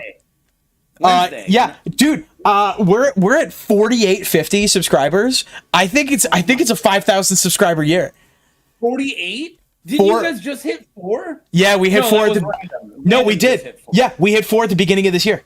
No way, you guys are cruising. Yeah, we are. Yep, we're doing it. It's your way downtown. walking fast, faces past, and I'm homebound. Oh my god. Dude, I'm so proud of you guys. Thank you. You did it the way I'm doing it. One meme at a time. Yeah, well, I was gonna say the Frank Sinatra way, your own way.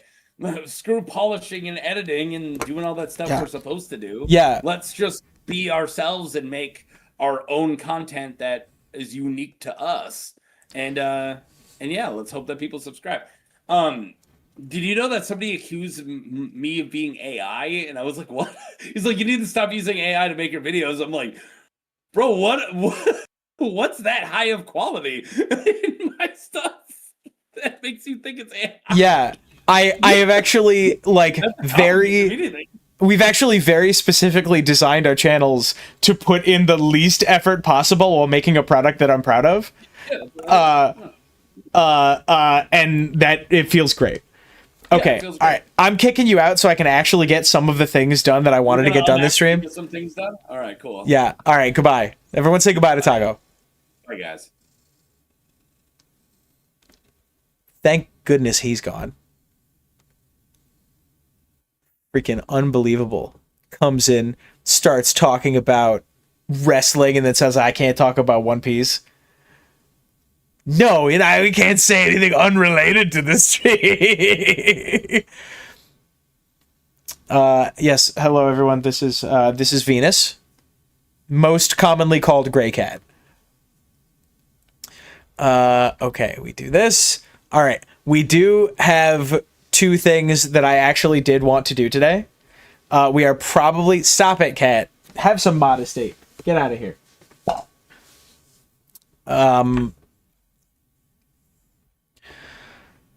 Hang on, let me see here. Are we satisfied on Darkstar? Does anyone have anything more they want to talk about Darkstar? Because we talked about Darkstar a lot and then Taco broke it. Are you asking me if I'm not wearing pants? That's an extremely forward question.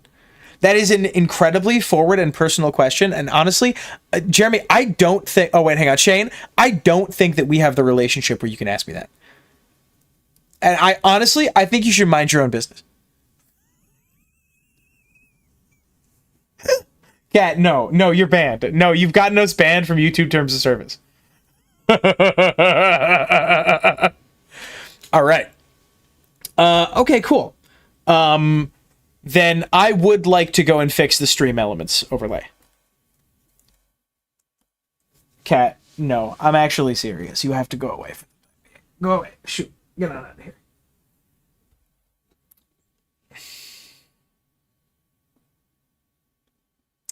There we go. I should already be logged in.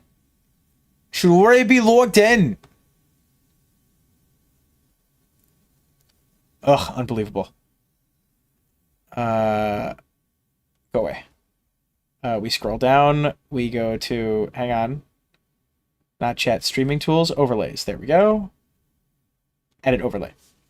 Okay, so it appears you can hang out with me, but you have to be still. You have to be still because I'm writing things. Welcome everyone to the back end of Stream Elements. This is the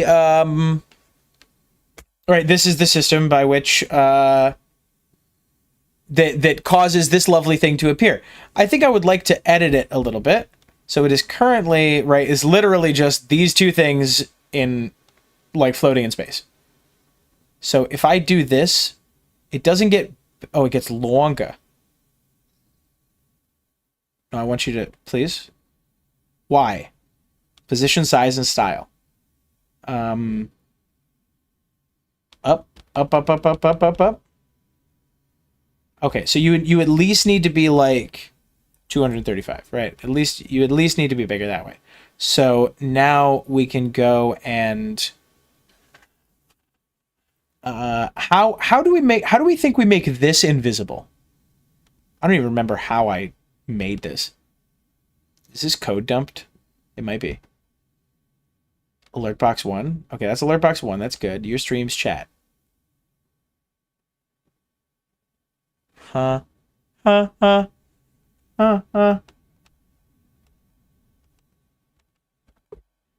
Edit at all? Can I edit you, please? How do I edit you? Right click? No, you're just not gonna let me edit you, huh?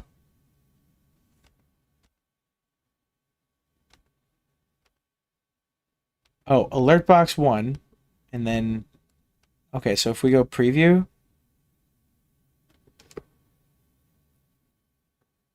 open a new tab. Huh. Tom streams watching My Cousin Vinny. No. Make sure you don't share this link with people you don't trust. You guys aren't going to tell anybody, right? Settings on show message permanently? What the heck? No, don't show message permanently. No. Settings? No. Oh, I see. Okay, layers, settings, position, size, and style, emulate. Emulate super chat, $10. Thank you for your patronage. Okay, so you at the very least you need to be wider. There we go. So that it is more likely that it will fit. Please give me text size. Will you not let me do text size? What the hell? What the devil? Okay, good. Just checking if Darkstar has to be slain. At least he gets to go down fighting. What if he doesn't, though? Settings, position, size, and style. I'm, like, a little upset right now because this is not working the way that I want it to. So if I emulate, does it come through? Does it come through on stream? Thank you for your patronage. That is not... Oh, okay, so if we hit... Ah, I see.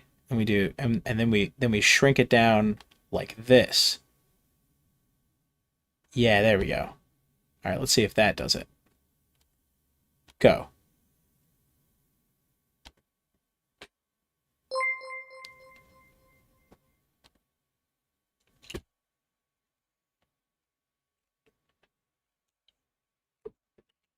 Thank you for your patronage. How do I make this... How do I make this good?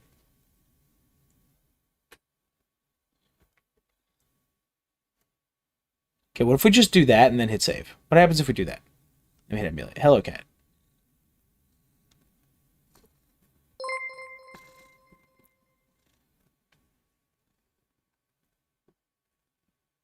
Huh.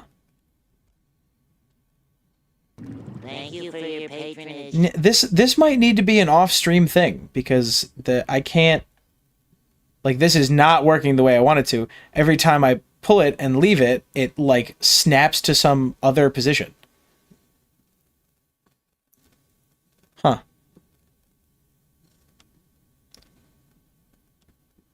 Alright, so I'm just gonna leave it as it was. We're gonna drop it there.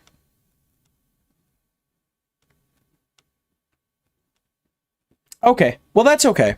I'll sort it out another time. And it will be fine. How do I make this guy transparent? Ooh, opacity? Is that how? No, that makes the whole thing go away.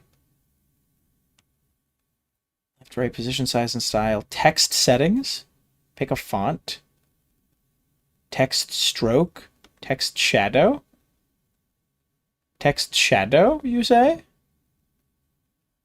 Tom fixing stream overlay. Thank you, everybody. Size, line height, letter spacing, word spacing. Pick a font. Courier new. Yo, that's not good, but it is fun. Everyone type in chat. I need everyone typing in chat, like, very quickly. Because I update it, and then it disappears. So I need people typing fast enough that I can see it update quickly.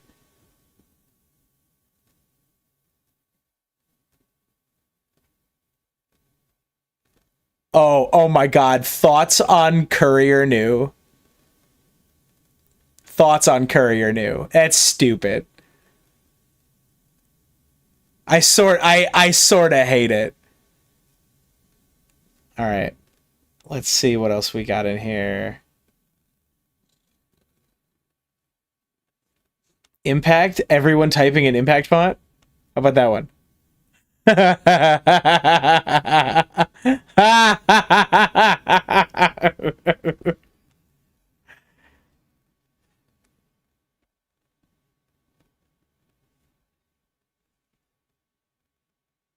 So it's white on black, but how do I change the background? Settings, theme, dark chat, checker chat, white chat, custom. It's got to be in custom, huh? Checker chat? That's not it. White chat? That's not it. Custom? Oh, shoot! We did it! Go team! Look at that! Save. Type! Type, type, type, type, type, type, type! Yeah, look at that! Oh, is it not coming through? Shit.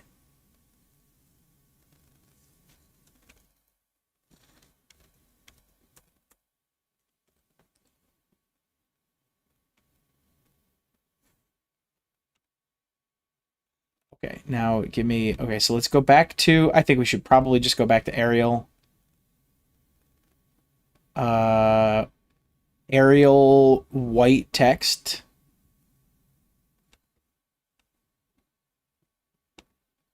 With stroke.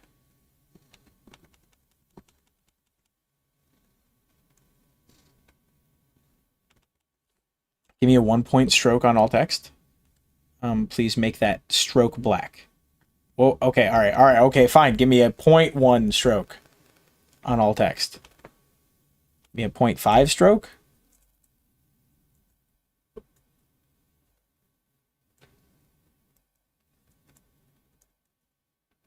Yeah, let's try that. Save. How does that sound?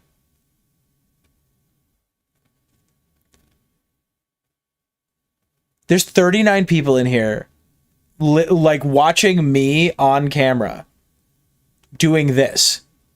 This is nothing. What are you guys doing here? Okay, there's like 40 of us in here watching this. We're waiting for it to update.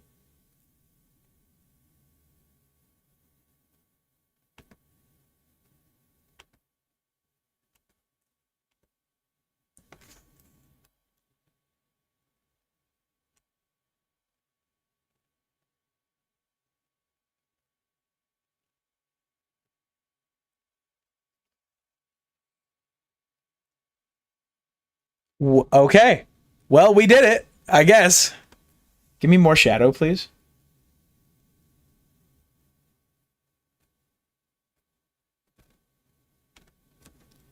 Give me a 2 pixel by 2 pixel by 2 pixel shadow. Oh no, that's positioning. Does that look better? I'm gonna save it. We're gonna see if it looks better. The cat is in fact still trying to get on the camera.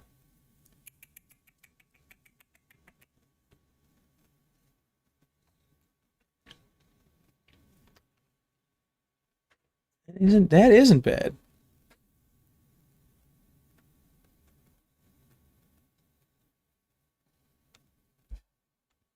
So I think what we probably do after that is so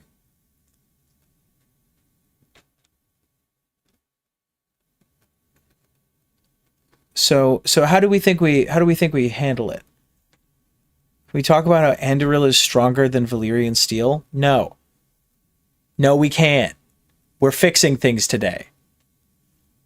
Did I miss some chats looking away for a second? Now what if I come over here?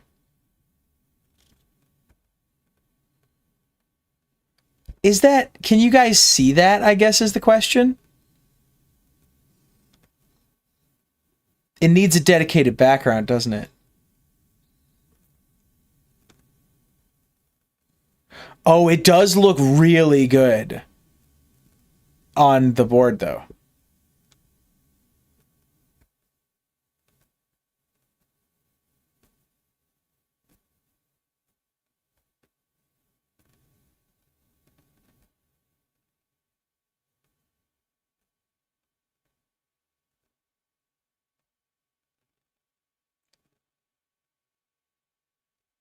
I don't know. What do we think?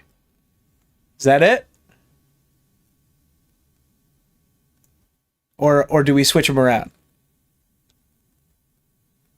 Do we Wicked Witch flip them around?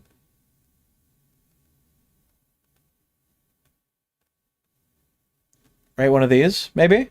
Yeah, Mia, hang on. Control Z. Me up here. Welcome to the party, pal.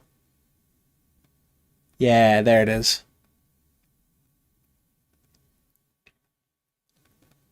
Okay, I think that this is how we're going to do it when we're on the theory board. This seems sensible to me. Does that look okay, I guess is the question. There we go. Yeah. This looks pretty good. Victorian brings flip it around, Wicked Witch. Elite reference, absolutely. Julie says I'm on the board. Victorian bring... Hang on, what does that say? Will Victorian bring Arya to Westeros? Jeez.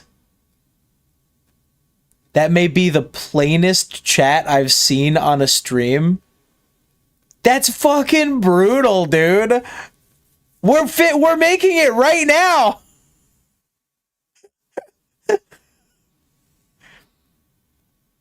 Actually, the girl in the Queen Maker. But then we got to come back to face cam. And what? We pull this guy down and bring him up. This I think is in want of a dark background. Right, maybe. I don't know. It's kind of fine. Is that legible? Legible on my phone? Oh yeah, that's fine. That's actually absolutely fine. Huh. You guys are crisper and clearer than I am. And I also have a cat. Okay, I'm fairly pleased with this. Right, and let's say we want to we want face cam with gameplay, and let's say we want to go and I don't know, be reading Gerald Dane's article. You come over here. Right, that seems fine. Yeah.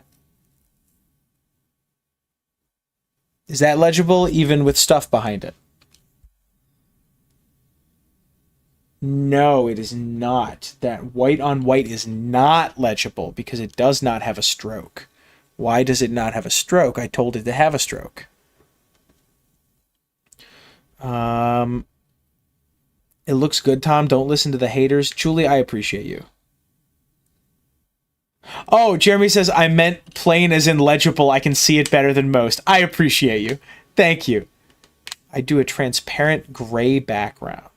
All right, let's see if we can do that. Settings, theme. Background color clear, that's good. How did I get there?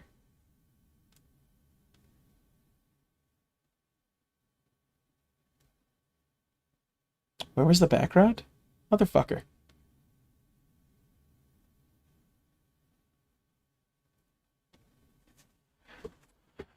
Can I adjust opacity in OBS?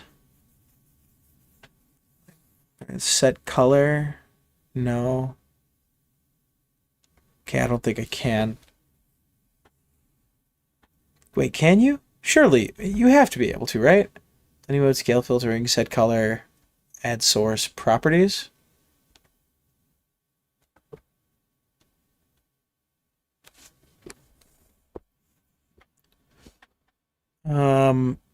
No, that's not it.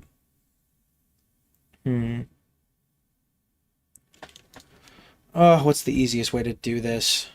5-minute coding adventure. I don't want to do a 5-minute coding adventure. This is stupid.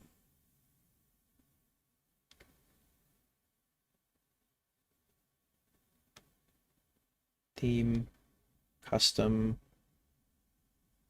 background color. Oh, can I adjust opacity in here?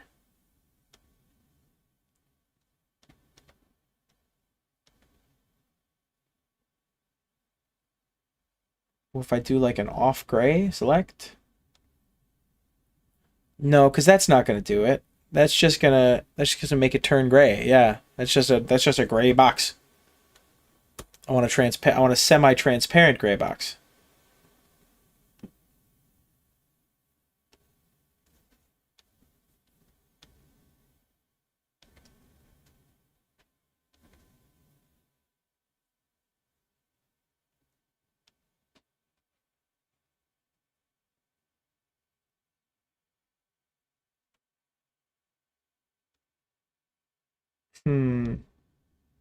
Press the bold button. Did that do anything? Or are we not coming through at all now? Most are tiny and barely legible. This will show up well on a rewatch. Sick.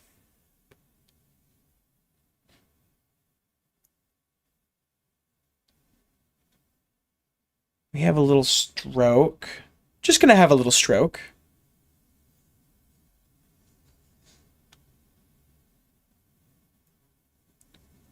More chat messages, says Julie.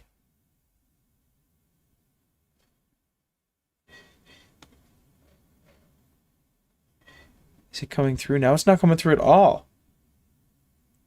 Oh, there we go. Does that look good? I think that's probably fine, honestly.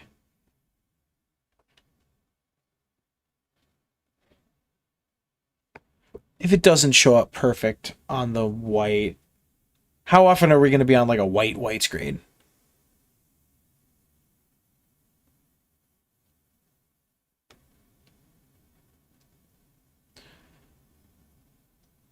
And like even there, it's not illegible.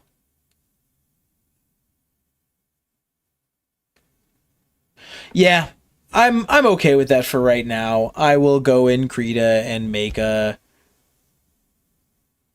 slightly, and that's over here. Okay, yeah, I'm pretty pleased with that. Okay, cool. Yeah, that's that. Good job, everybody. Go team.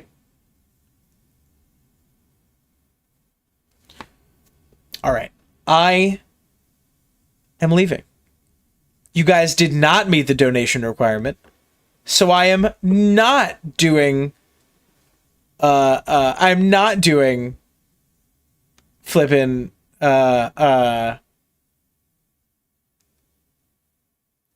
next time. I'm not doing accents. You're not getting accents from me. You're not getting anything. You're getting nothing. Mayo, thank you for donating. I appreciate you all. You're all amazing. Who did we get today?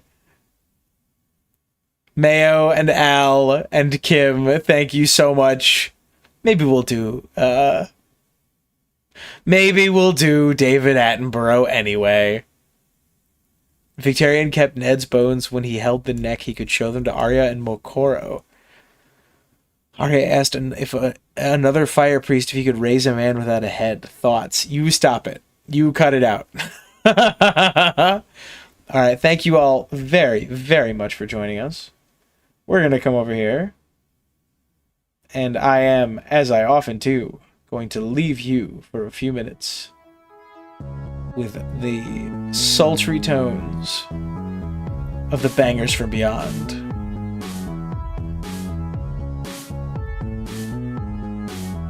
You wonderful, beautiful people. You absolute nightmares.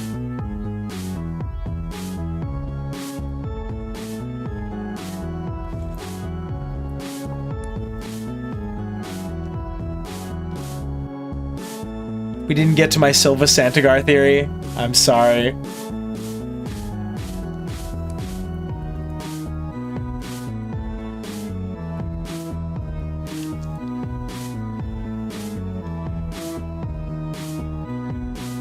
Wesley, you're welcome. I just linked the email in chat. Is anybody else live? Is anybody else live right now that we can go raid? Yeah, 4-hour stream. Not bad. Feels pretty good. I'm gonna run ads in a moment. Stick around if you want to.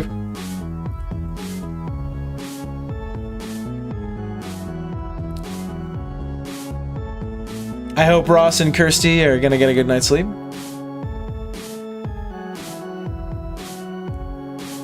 I'm kind of getting used to the longer streams. They're kind of good. You are all of you amazing. I hate you all in your own special ways. Marcella is the girl who got cut. This is the takeaway from the stream. No.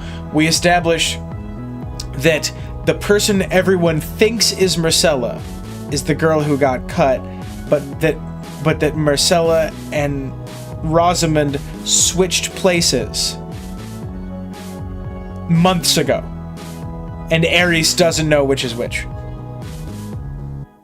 You should do a short of your Broken Man speech. I don't know how to do that without downloading the whole stream. Please work on the Marcella Amidala video. Yes! Marcella is probably the one who got cut. I'm not happy about it, but she probably is. Alright, I need to go eat food. I've been live for 4 hours. Goodbye, you beautiful people.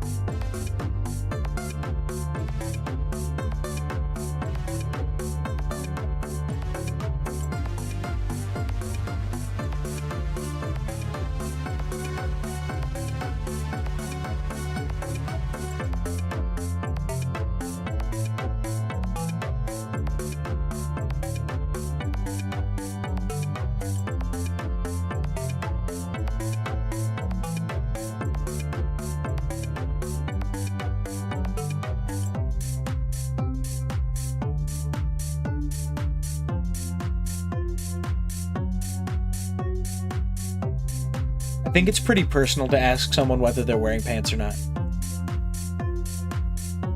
And Shane, you didn't donate all stream.